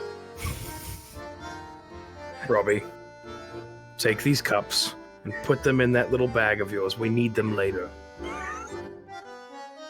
I'll shove them in the haver pocket. in the pocket. In the haver pocket.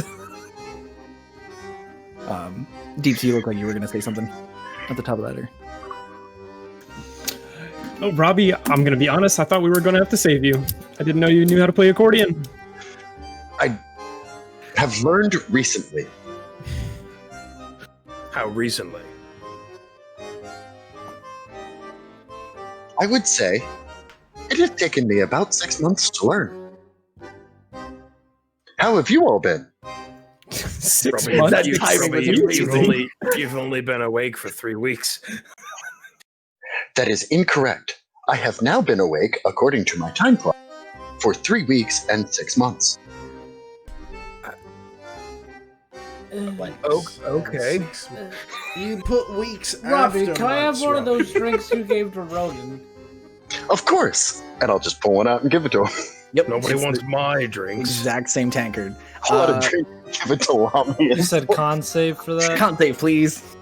Thalia just has her notebook out, writing down everything, like details, imagery, and infernal. This was a very bad idea because my con save modifier is +0 and I got a 2. My thought about to get sloshed, everybody. It hits real hard. You're like, you drink it and you're like, all right, this is good. This is really good. Oh, God. Can I see if Cora's collar actually does have a handle? And if it does have a handle on it. Can I hold on to the handle, please? She scoots over a little closer so you can hold on to it without having to lean, because she figures if you're gonna lean, you're gonna fall out of the chair. Oh, what a good girl. Robbie, how long have you been here? I have been here for 6 months. That's fine. Robbie. Roden, does that make sense to you? Does time move forward faster down here? Time can fluctuate between the planes. Does time exist down here? Time is technically a construct made up by...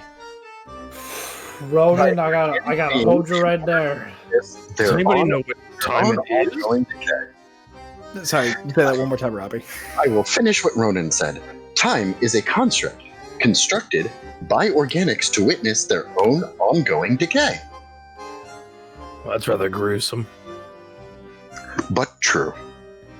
I'm just gonna And have a that's face just of what we like to see down here. And you all turn, and Auntie is on the other side of the table from Robbie, coming towards you all, just with her hands clasped in front of her. She looks like just a very polite, older, like grandmother looking figure. A little short and a little stouter, but she moves very purposefully, just very, very southern grandmother kind of vibe. I'm gonna curtsy. Oh, God. At disadvantage because you're sitting, unless you stand. In which I'll case stand and curtsy. Cool, give me a dex check. Dex check? You're drunk, buddy. We're drunk.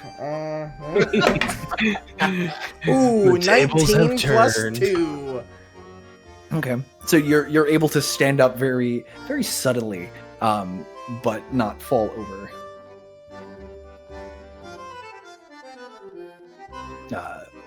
So what was your curtsy? I don't remember. Okay, roll the curtsy. 19 plus 2. Oh, I thought the 19 that was the dex. that was the dex. Performance is +1, 11.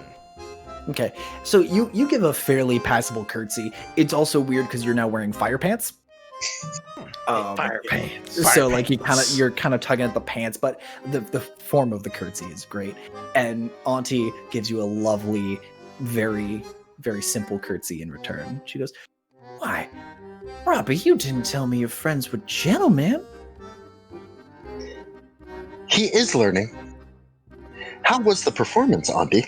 I feel you did wonderfully, Sugar. I am so proud of you. You've learned so fast. Thank you. You should have heard him when he first picked that thing up. It was horrific, and that's coming from me.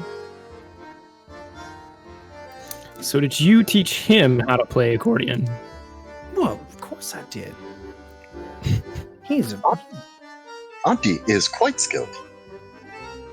Oh, don't make me blush. No, How long did it take you to teach him? Oh, well, you came down here, what, about 6 months ago? And most of that time. Oh, he hasn't been gone that long for you, has he? I'm sorry. I didn't know. I'm so sorry. Well, you see, he came down with a nephew of mine. My nephew passed and brought your friend with him. And, well, we didn't have a good way to send him back. So after figuring out a little bit about where he came from and how best to get him home, we figured he might as well learn something while he's down here. I hope he hasn't been gone for too long for you. Did I miss slaying the dragon? No. No, You've but only if been time gone a moves few faster down hours, here. Robbie. We all missed it. Oh, no, let me back up a little bit. You see, here in my domain, within the boundaries of my estates, I control everything, including how time passes. And in fact, now I've slowed things down a little so everyone can enjoy the party before having to worry about any duties or anything back in, well, wherever they're coming from. It's just simply polite. Well, we do appreciate it. Thank you, sir. What have you all thought of the performance so far? I know I saw you come in a little later. I didn't know you were friends with Robbie's, otherwise I would have given you some closer seats. Robbie was fantastic. I'm assuming Lythar is definitely drunk from this drink, right? Yes. So Yeah. I'm like, Robbie was marvelous. Cora kind of throws you an eyebrow. It's just like, you good, buddy? You good? Okay, all right. You're not falling over. The penis was also very good. Yes, that's actually another nephew of mine. He's had plenty of time to practice down here. He doesn't like going up into the plane where y'all are from. It's not his thing, as he calls it. I simply just can't get away. I'd love to visit if I could, but I don't have the time to get away.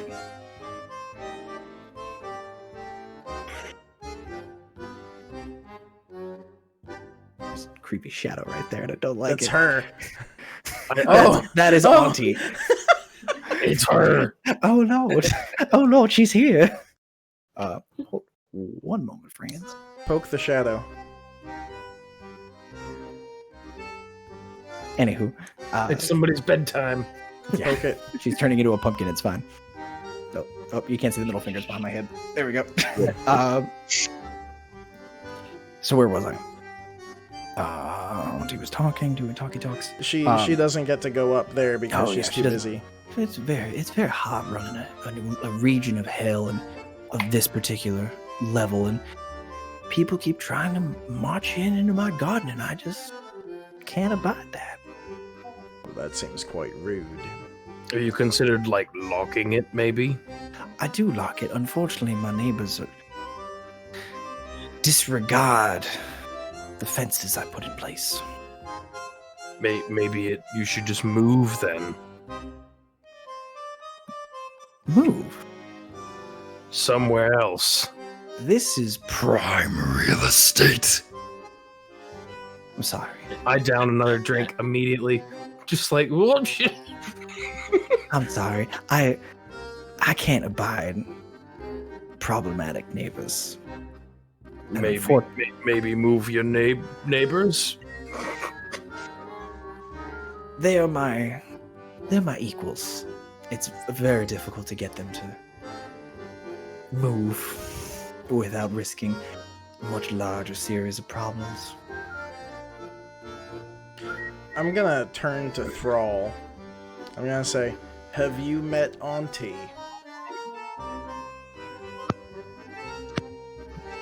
Let me check. Dancer, who's been kind of riding shotgun, at this point goes, well, of all the places Robbie could have landed, this is probably the best spot.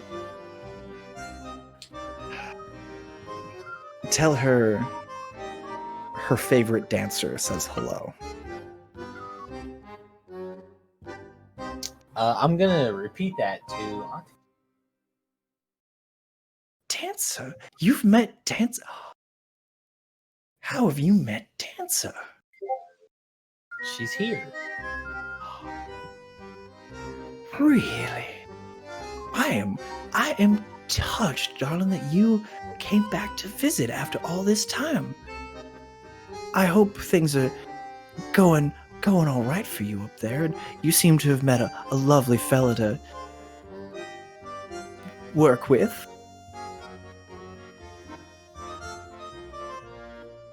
Dancer's just like, she's talking kind of at you, and Dancer's just like, well, I don't know how to really broach that topic. Tell her I'm doing fine, and we have an excellent working relationship. She's doing fine. We have an excellent working relationship. I was in a relationship with a sword. Pardon me. Yes, Rob. Thrall, why is Dancer not speaking in the dual voice? Maybe if you tried going invisible or using one of her powers, she could speak directly. I'm gonna... Oh, I guess she heard that, so does she have any feedback on that one?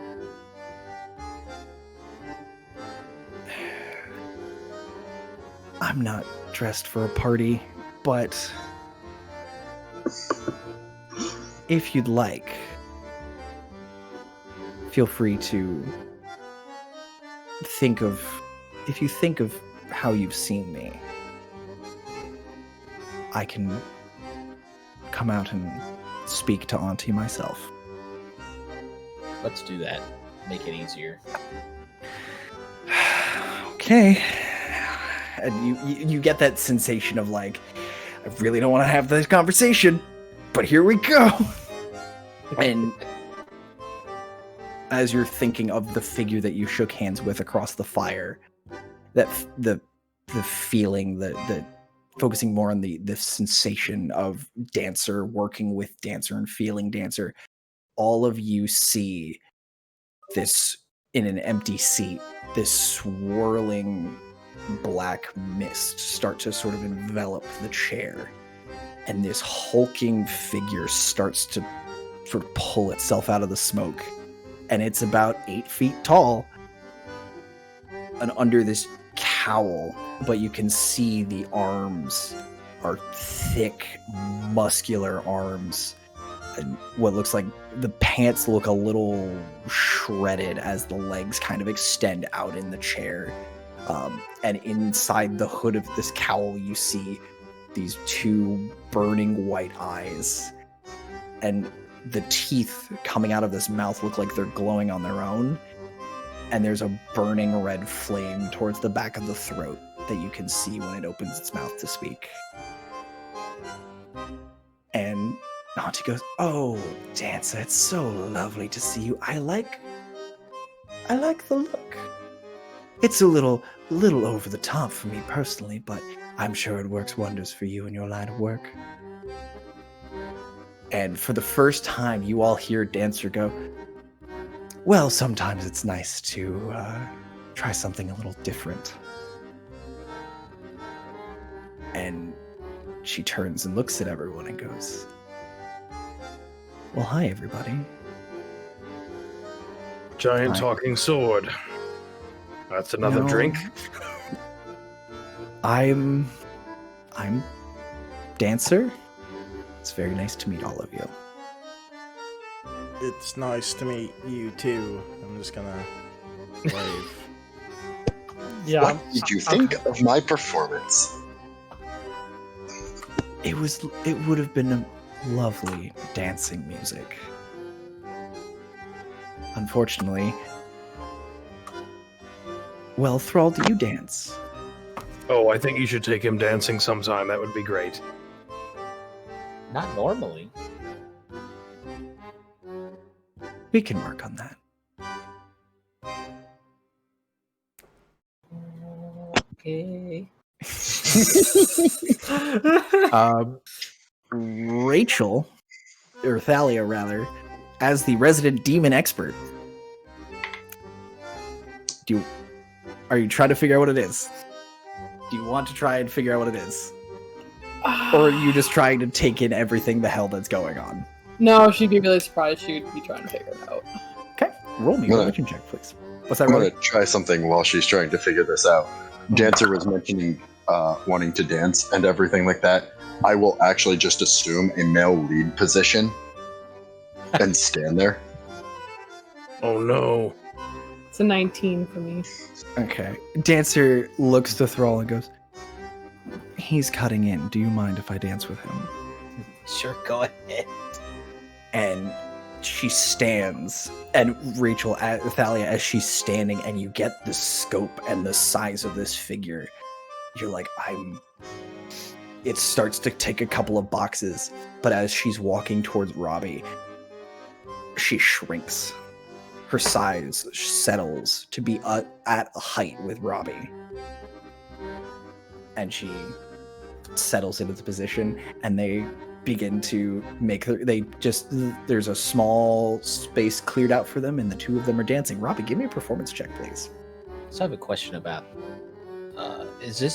can she only be manifest like down in hell, or is this... You thinking about it, it's pulling on that same thing that when you made the cat with Fernando. Gotcha.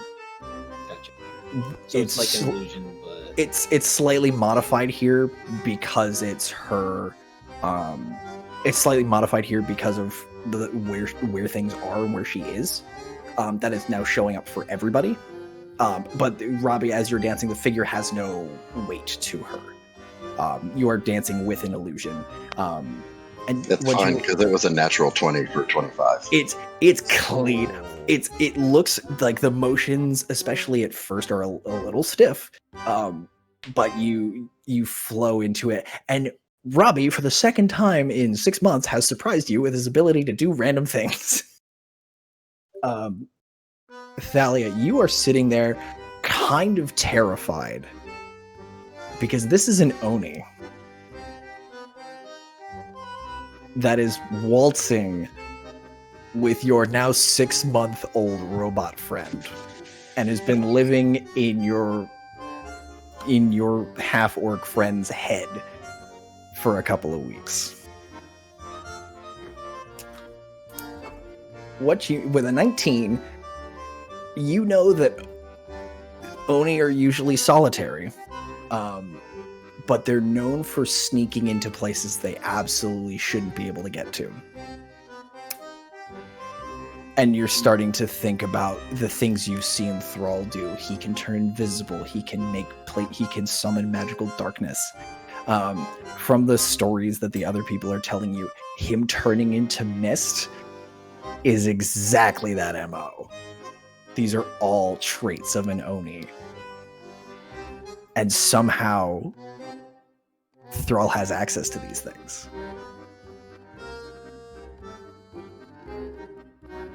Thalia's just staring at everything. And then just goes back to writing. Mm-hmm. She's trying very hard to keep a low profile.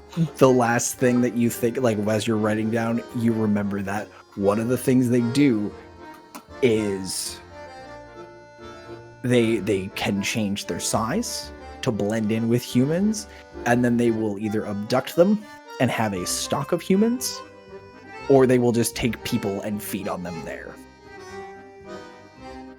They are night hunters. Yep. Hunters of that's the right. night. And one of them is dancing with your semi-divine robot. Yep. Just gonna write. Just not gonna say anything. Marisha and Evelyn are sitting there with their juleps, just looking at this whole situation, just very kind of, okay, cool. Not what I thought was going to happen. Just enjoying their drinks. Do I Marisha- notice Thalia being like visibly? She's trying to unhappy? hide it. I don't know how well she's doing. We can She's make that a trying- contested roll. She's trying to play it cool. Also, can I butt in the Robbie out of there? Yeah, if you wanna tag out, once you kind of get the steps figured out, Tap and Dancer turns and give me a performance check, sir, with advantage because you're literally dancing with something in your own head. That is at advantage. Let's see. That is a 14. Okay, so it's not quite as clean as Robbie, but Dancer's able to.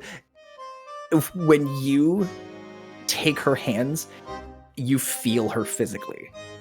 There is weight to her steps as you're walking, and she's letting you lead, but she's also kind of bumping, like when you're about to misstep, she'll kind of correct and guide you, and the two of you start making your way out to the actual dance floor where there are more demons dancing, either by themselves or together, a veritable monster mash. So what's the roll off? Where are we at with that? What am I rolling? If you're trying to hide it, roll deception. If you're trying to spot it, roll insight. 17. 23. Thalia looks like she's discovering a lot of things and is writing it down. She's kind of burying herself in her work to distract from the fact that shit's gone absolutely sideways.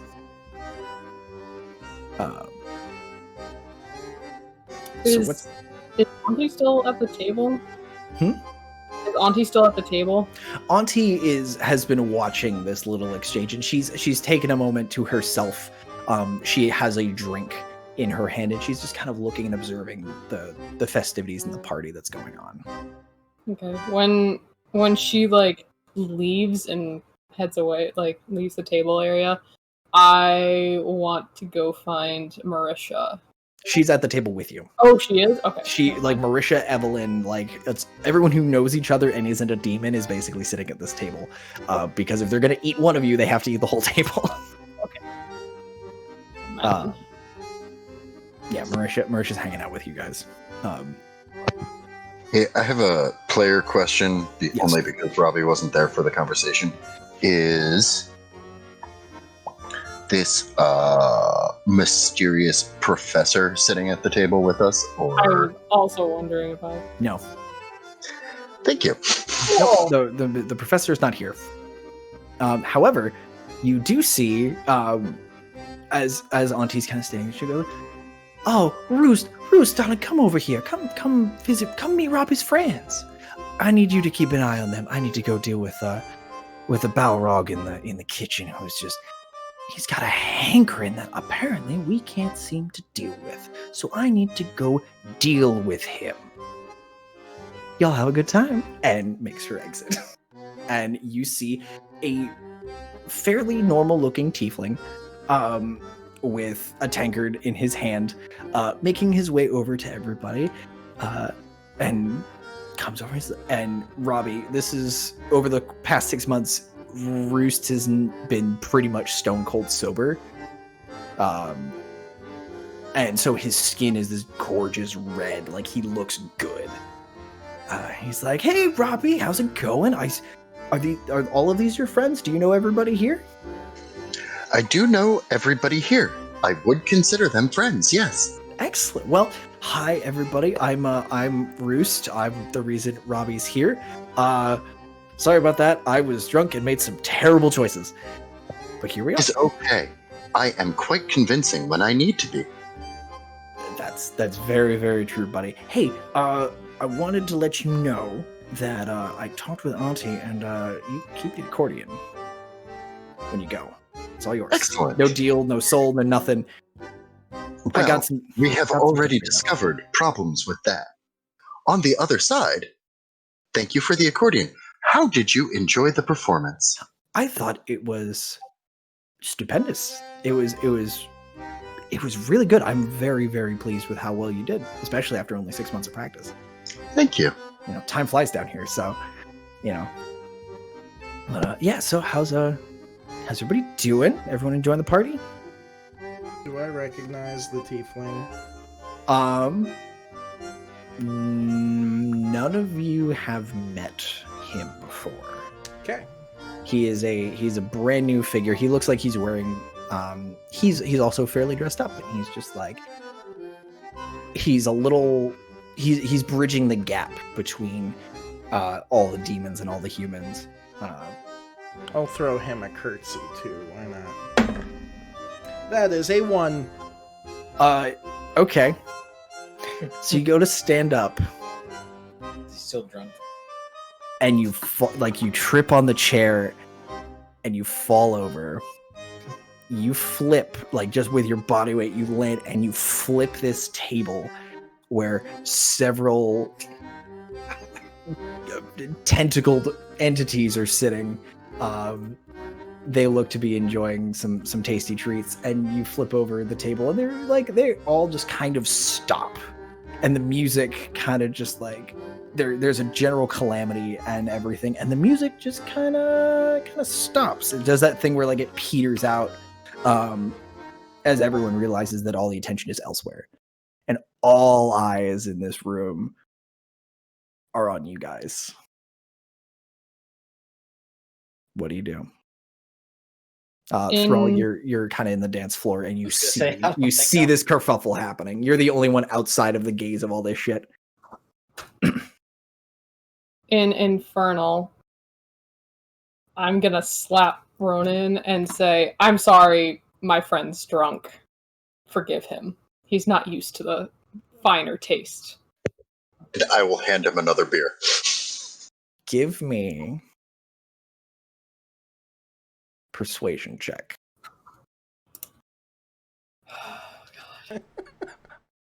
It's so much better with no music because it is dead silent. So, Rachel, don't fuck this up. 21? 21. There's a long silence. And everyone's just kind of looking at you. And you feel the weight of 1,000 demon eyes kind of give you that once over. And Mauritius stands up and goes, "You heard her, go the fuck away." And they're all like, and there's kind of a general clamor of just like, "Oh, fuck you too then." And everything kind of picks back up. Picks back up into the regular festivities. Everything's fine. Everything is settled back to how things were. Doesn't sound like it. And Roost is like, "Well, appreciate the attempt, but maybe don't flip over the table with the spiny devils, please. They hurt a lot. You should have that drink." Is he still on the ground? Has he gotten up yet? Because I'll help him up if he hasn't. You can help him get into his seat. Because we're drunk in this together. Helping the drunk. Excellent. Yeah, we'll help each other. I also didn't understand what Thalia said, so she just slapped me and gurgled. Yeah, yelled at Infernal. Also, Marisha yelled at Infernal. Then everyone just kind of went back to their Jedi business. Go back to your drinks. You don't want to sell me death sticks. I want to go home and rethink your life. Rethink your life. I want to go home. And there's just kind of a general, there's a lull in the party, the dance. There's no music playing, and now most of it is conversation. So there's actually some like meats and things have actually been presented to on buffet tables, and most of them are still alive and wriggling as people begin to chow down, because you're in hell, and it's as fancy as this party is, you got to feed the good food.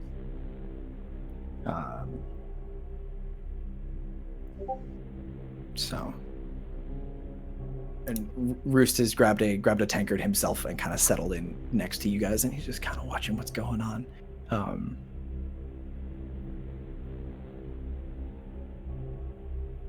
So yeah, what are y'all up to? What are y'all doing?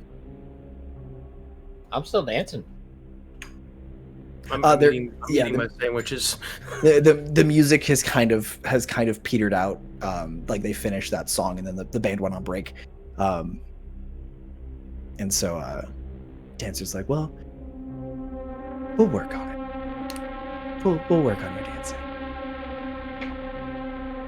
Sounds good. Shall we go back to your friends? Probably, because they seem to have made a ruckus. Yeah, we should go back.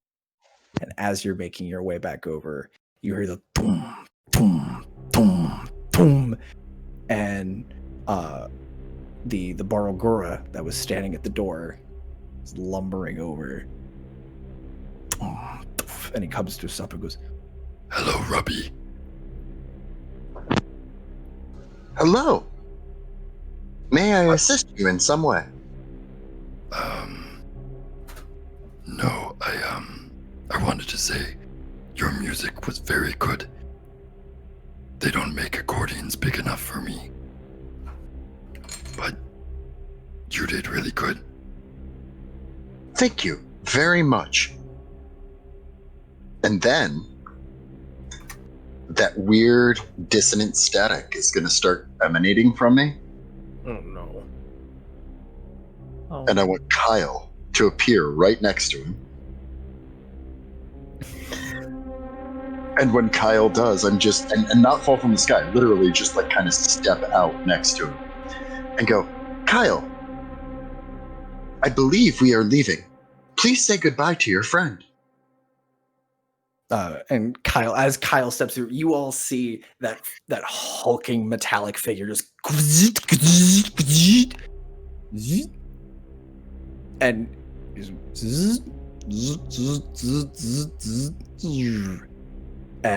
Anazan the Baroko goes, "Goodbye, Kyle. Thank you for sparring with me." And then Kyle punch him once and then disappear.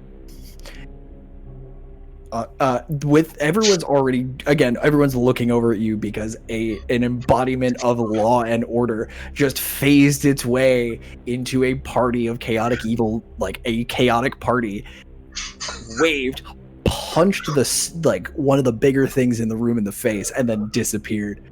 And Anazan goes, "Oh, he got me again. I gotta watch out for the high five." And goes over and grabs what looks like a pile of flaming tar and like puts it on his face like an ice pack.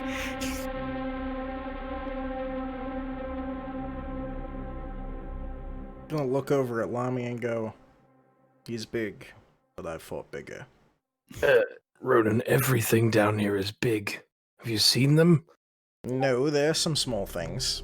There are some things about 3 to 4 feet high that are kind of scampering. Some of them are crawling on top of other demons as they're eating, kind of like parasites, just kind of picking them clean. Other than that, there are things smaller, all shape, sizes, and number of limbs. But there's very big things too. I mean, yeah. Ronan, take this cup. I'll hold the cup. You can leave with it. Put it in your pocket. Why? I have cups. This is an icer cup. I don't want an icer cup. Roos is like, please don't take the glassware. Please don't take the glassware. Oh, please don't take the glassware. He's gonna put it on the table. If any of it is missing, she will hunt you to the ends of the earth. Good to know, as I shove one in my pocket.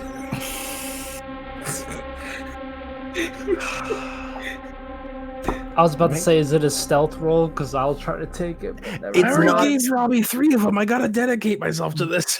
This one, roll a stealth check. Just roll sleight of hand, because I forget that's a check. Why you have. is our holy dragon paladin stealing klepto? glasses? I'm Why- gonna use my inspiration. Okay. That's why. Right. So that's a I'm glad 12. we use inspiration on the important things. Anyone with a passive perception higher than 12 watches it happen. That's me. Nope. I see it. It's hard to find pockets in plate mail. I've got a cloak on. I got a cloak. You just There's the mommy. It's gotta have secret pockets. What? Mommy. What? Do you want to die by the hands of a demonic, undead grandma? I'm quite Do I frankly not hear afraid. Lythar say that? Yes, you do. Roost also goes, she's not undead, but other than that, you're pretty on point. Also, Grandma. I believe if we can take the exit before the party ends, no one will die. They may chase us, but it is just dishware. So you're saying I should bring the trays too, then? No. No, not the No. trays. Maury, you're what are you up to as this conversation is happening? I'm just kind of enjoying the sights.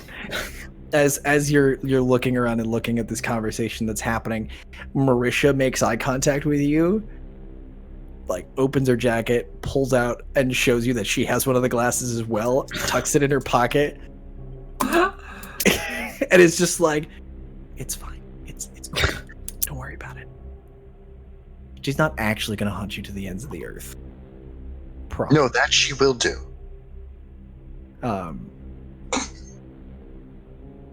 So as y'all are sitting here enjoying your drinks and sandwiches, people are starting to get accustomed to the fact that there's an entirely good group of people here, and you see what looks like an old man with a cane, just like think the banker from Mary Poppins, just like that very old man. And he's excuse me, friends, I seem to be at the wrong party. I was supposed to be, well, not here. Can any of you help me find the way out? I'll pay you handsomely. How much will you pay us? How much do you want? Do I buy this? Yeah, same. Roll insight. Is money a thing in hell? How much money do you have? Is he telling the truth? I stood up and pointed my gun at him as soon as he said wrong party. I got a 13, which Curtis is is like me. so many questions. Give me a so second many to answer your question. Money. You're not sure if he's telling the truth or not. How am I? What? It's a secret. And Dancer goes, Keep it safe. "Oh no. Don't take the bet. Don't talk to this man. I wasn't planning on it, but I'm supposed to know if he's telling the truth or not. He's better at lying than anyone you'll ever probably. And he's a lesser noble of Zenithagar's house. Just punch him or something. Get him away from here." Do it, throw, punch him. Do I get the same feeling? What did everybody roll for insight to try and tell them? 21. 21? Oh, I didn't even roll. I'm not rolling. I want his I'm not money. inciting. I am standing up and pointing my arm again. Robbie's got his gun pointed at him. This man is absolute. You said you're 21? You're combined with the party you're at? No, there's no way this is legit. This man is absolutely trying to Your best guess is he's just straight up lying to you to swindle you into another deal, or he's just trying to get out. Okay, so seeing that Robbie has now pointed his arm cannon at him, I'm going to hold on. I'm gonna just wait to see what happens first. Well, it is. Sorry, go ahead. I'm just gonna pop my sword. Yeah, I'll pull a. Are you stabbing him with it, or are you like? No, just like how. Oh, pop you know, the thumb pop out of there. Yeah. And he's like, well, this is no way to treat her. And he sees the sword and he goes, and he's like, well, shit. And he just kind of like, when he stands up, it's like he unfurls and his clothing and his spine, he just like, and he stretches out to about 20 feet long in this like bony millipede. He's got too many arms, and they're like sinewy and bony, and he's kind of just dripping with various unidentified fluids. And he like, his head cricks around, and instead of the mouth opening like this, the head turns 90 degrees, and it unhinges so the face is split down the middle, and all you see are teeth. And it just goes, well, hi, Dancer. I didn't know they were with you. I'm gonna look at him wide-eyed. Million gold. Exits over there. Pay up. No. As soon as I see the whole, I'm just gonna take one of my daggers and like switchblade it and be like, and just like have it ready. Like I ain't fucking with that bug shit. I cast daylight on my entire head. Suddenly Robbie is the brightest thing in the room, and all the people around him are just like, fuck, and the entity is just continuing to like, he seems unfazed, and he's talking to you, Thrall, and he goes, well, I'm glad to see that Dancer's alive and apparently in good hands. Good luck not dying. And maybe tell your friends not to be so greedy. The next guy behind me is gonna probably actually have money on him.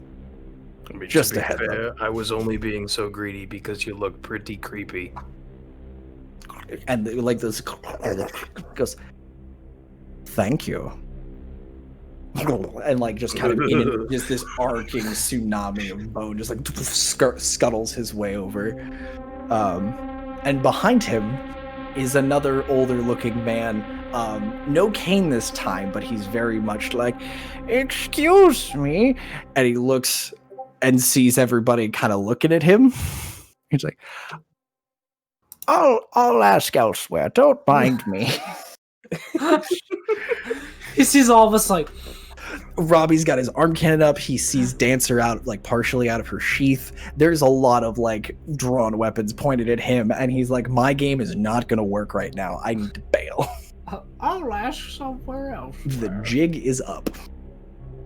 If Robbie's nearby, I'll like tap twice on the arm, and we're like, "Daylight's off."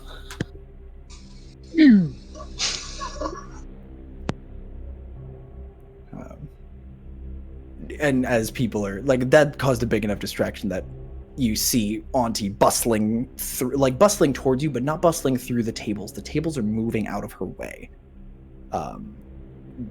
And those of you that are paying attention to the legs, you see that the feet on the table actually like extend up, and there's like to scoot out of her way. And then settle back down after she comes through. And she comes up, she goes, Robbie, what is going on? Is everything all right? Claimed that they were at the wrong party. I have been here long enough to understand what that means. We have dealt with them. Oh, I thank you. I'll have Arnie take a. Is it the large millipede-looking man over there? With the sideways face, yes. Oh, yes. Well, Saranath is kind of what do the kids say? He's like whiskey in a teacup, and I need to go deal with this. Give me, I'll have The fun. newer terminology, I believe, is dick. Dick. He's a dick. Is that the correct? He's That a is dick. correct. Huh. Well, thank you for informing me, Robbie. That shit is dope. Dope. And Roost is just like, oh, don't say it. No, you're not cool when you say that. It's not cool. You're not cool. Marisha, for the first time, is just like, pulls out a notepad and just jots that down real quick, puts it back in a pocket.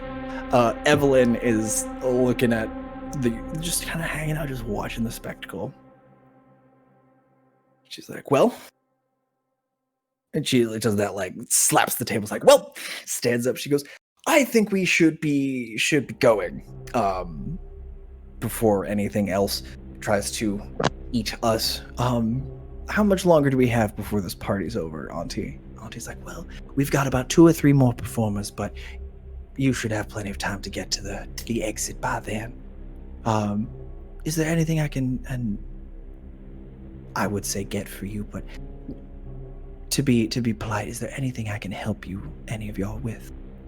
Thank you very much for coming, and I want to make sure my guests are taken care of at my party. What's the catch?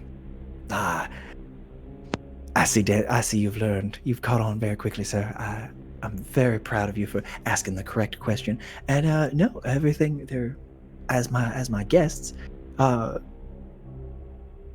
everything here has been given freely. If there's anything I can do to help, that may require a price on your part, but we can discuss that later. If there's anything I can help with.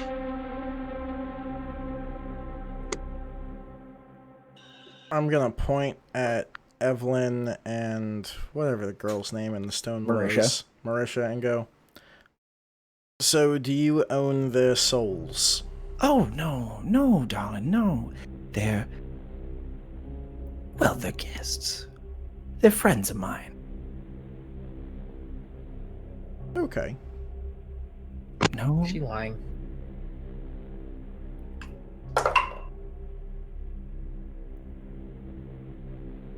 As far as you could tell, nope. Oh. Does Marisha or bitch in the stone look interested? Marisha. Oh, that is Marisha. Evelyn, Marisha and Evelyn, do they look like... Do I get anything from them when I ask Auntie this? They look a little offended. Evelyn looks offended. And Marisha is rolling an insight check for Marisha. Oh, this will be great. Ooh, 16. I've been doing real good on those tonight. Marisha looks uncomfortable with the concept, but she's a little like, no, she doesn't own my soul, but the owning of the soul is a she looks a little uncomfortable with the topic.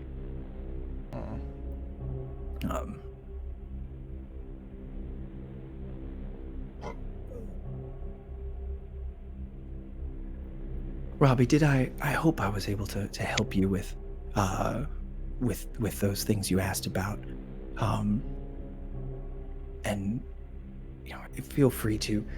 I'll make sure Roost gives you a way to keep in contact with me if you have any other questions. I appreciate it. Thank you very much for teaching me how to play the accordion. Of course. You were a most polite and, dare I say, orderly guest, and it's rare in these parts to come into the room where a guest is staying and it's not covered in gore.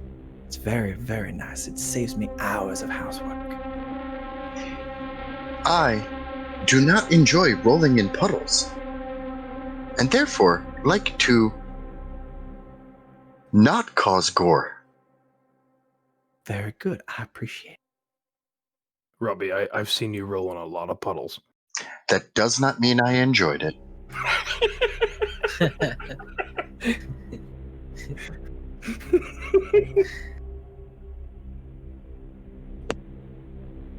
Robbie, have you told this is as DM asking player?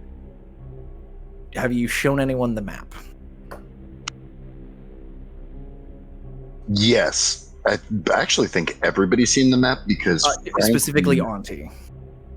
No. No, any by anyone, like anyone here. I may have asked Rusk about it at one point. Okay. But that would be as far as that goes. Okay, great.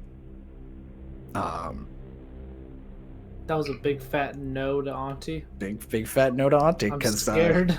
you don't show a demon lord anything important. So yeah, anybody? Auntie's kind of just standing there, looking very much like the delicate old lady that she is.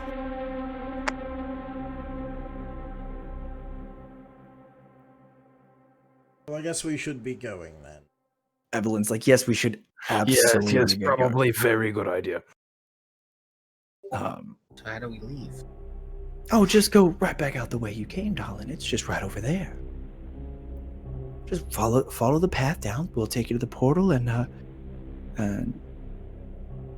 what did Jeeves will be he'll make sure you get back to where you were. And Evelyn's just like, yes, I knew that name would catch on. She goes, and Auntie was like, oh, it's so fun to say. It's mostly vowels. It's so easy to say. Plus, it annoys him, which makes me happy. And that's really all that matters, right? That everybody's happy. I'm gonna be like, silently nod. I'll be like, yes, thank you for welcoming us into hell. We appreciate it. We'll see you around. And I'm gonna just turn around and be like, Cora's right at your feet on the way out. I'm ready to go. I'll probably actually be the last one to turn around. We shall keep in touch. It was lovely to see you. Thank you for your help. Anytime, darling. You take care now. And Roost, Evelyn, and Marisha are coming with all of you guys as you make your exit. Passing by all the large groups of demons, devils, and otherwise malignant entities. Including, as you're walking out, you see a figure walking in that doesn't quite fit the rest of the vibe. As you're walking out, Thalia, you, Thrall, and Lami catch this figure, and there is the feeling you get in the pit of your stomach. It's you get this pit in your stomach as you look at this thing. It looks perfect. This figure stands about probably 9 feet tall. Gorgeous, curly blonde hair. Grayish skin. That's perfect. No blemishes, nothing. Bare-chested, chiseled figure, wearing just what looks like a white cloth around his hips. And just perfectly muscled, not a single mark on him, and he's just wearing sandals. And as he's walking in, Thrall, you and Dancer feel fear. And Dancer goes, "Don't look. Keep walking. We need to leave." Lami, you feel what you're all picking up, and as you guys get closer, you all start picking up on this too. There's this sense of twisted good. Something lawful and perfect isn't quite square anymore. This is a thing that was true and has been turned. Oh, Jesus Christ. And it's a perversion of order and goodness. And as you're walking by, it doesn't look at you. It keeps walking. And it comes up to the edge of the gate and does not enter where the party is. And just stands there silently. And as all of you walk by, looking back at this figure, you see these enormous bloody stumps where wings would be. Oh, Jesus. On its back. We're gonna die. It's over. And this figure just stands there, patient, waiting. And you hear Auntie go, "Who's that over there? Who's that?" "What are you doing here?" And the figure just stands there, turns its head, and it's slow. It's like stone grinding on stone. And it looks around. Just goes, "Did my invitation get lost in the mail again?" Every time. And Dancer is telling you, all of your instincts are telling you to run. And Dancer is literally telling you, Thrall, to get the fuck out. Who is it? It doesn't matter who. That used to be an angel. We need to leave.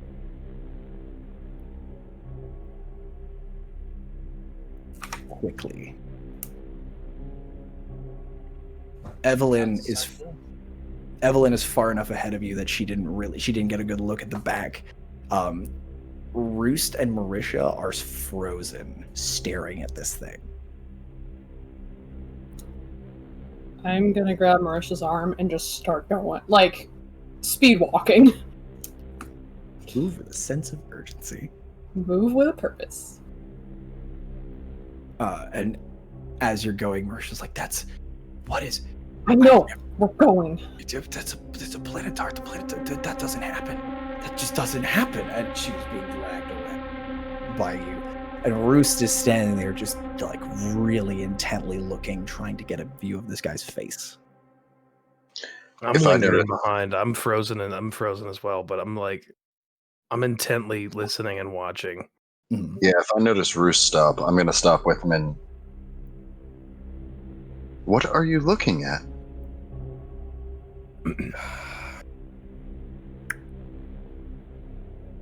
God, I hate family. We should leave. We should leave quickly. Who is that?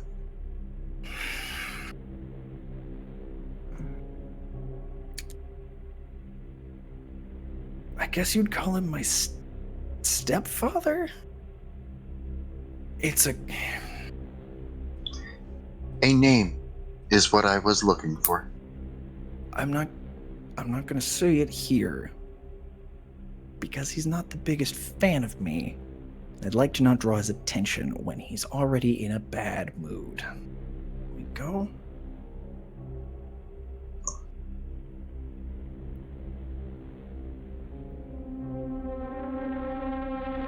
How far away from the exit are we? You guys, if you nimble your bimble, you can get there in about probably 5 or 10 minutes. Can't do it. Okay. Just push him forward and start going. Okay. Okay. So, yeah. Is everybody? Lami, are you tagging along with the rest of the group? No, I'm watching. I want to listen. I want to know what's going on. Oh no. I'll grab you by the back of the armor and try to drag you along. If Roost is telling me to go. Perfect. A fabric thing to grab on too. Yeah. Yeah. Roost is very much just like, we need to boogie. We need to go. We need to go quickly. And anyone who wants to try and get a gander at what that thing was can roll religion for me. I was about to say, do I recognize it? Rachel and Thrall can roll an advantage because y'all are a little more practiced at it. Is an 18. 13 for me. 5. I got a 13 as well. Where's religion? 18. This is called a planetar. It's basically an archangel. When the loss of its wings is who rolled like above a 15? I don't think it was those two. So the two of you that are more practiced, and Thrall, you're getting this literally whispered into your ear by Dancer. This is an entity that it should not fall, but somehow this thing was removed from its own order of angels, and the loss of its wings is basically its mark of shame. They will never grow back. There is no way to bring those wings back, and it must have done something very, very specific and evil to have fallen and not just been put down. Josh, you got a 13? Yep. You're getting the vibe that this is some kind of angel that has something happened to this angel, and it is not happy. As you're walking away, you're hearing their conversation shift into infernal, and it is as you guys are walking away, you're hearing what sounds like a fight starting. Not a physical fight, but a shouting match is starting at this party as you are all walking away. And there is some very unladylike language coming out of Auntie's mouth. Gasp, how dare she?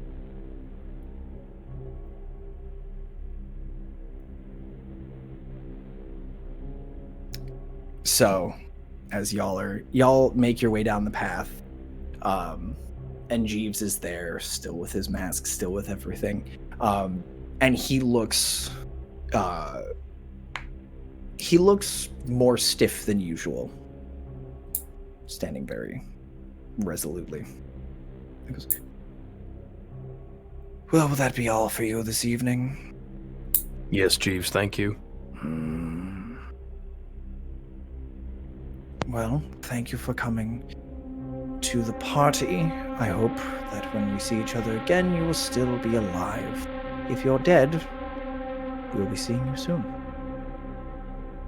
First group onto the platform, please. Thank you. Okay. And Roost and Marisha stay back. And everyone who rode down the first way. He goes, very well. One additional individual than last time. What about them? Aren't they coming?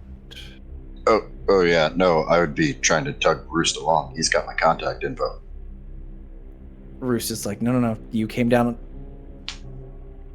Actually, and he hands you what looks like a mirror. Just a small hand mirror, and goes, hold on to that. I'll be in touch. Thank you. I know where you're staying. I'll be in touch. Thank you. Place in the half pocket. Right before we go, I want to just look Marisha dead in the eye and go, we should talk sometime. Evelyn looks over and goes, do you just talk to everybody? Is that your thing? Did you want to go back and talk to the angry people? We can go back. No. Yeah. Okay, great. Cool. Shall we go? And he's I think going sounds nice. And he's like, very well. Thank you all for coming, and enjoy your return trip. And with the just, you all feel that sensation of falling again, and you are all standing back in the Bob and Bobber, where you had all been transported away. The door is still open, and you see Steven kind of puttering around, dusting some things. Well, I hope it was an interesting party at the very least. Welcome back, sir. Your shirt here, and he points over to a rack where Ronan, your shirt has been fixed. I will take the shirt. He goes, well, did everyone have a good time? I'm always lovely curious. time. And you made a friend. Excellent. Welcome, sir. He's been our friend. I am not a new friend. Oh, I'm sorry. Pleased to make your acquaintance. I'm Stephen. Hello, Stephen. In what do you trade? Clothing, of course. Excellent. Sometime we should make a deal. And that is where we will cut it. Dear Lord. Because for some reason, Robbie always gives me the best one-liners to end on. Just like, we'll make a deal. And Rachel, your eyes are just like, oh, shit. So yeah, y'all made it back from hell in one piece. Uncovered some family drama for a family that isn't yours. It was the perfect distraction to get all that glassware out of there. Yeah, congrats. Add a whole bunch of fancy elven but touched by Satan glassware. Wait, how many did I put in my heifer pocket? I gave you 3. Okay. You've got 3. Josh has 1. Marisha has... I think 2? I don't know what she has, yeah. So you got at least 1. The way I'm writing it in my inventory is 3 glasses from hell. That's perfect. So yeah, y'all made it to hell and back. See, dragon won't be that scary. Allegedly.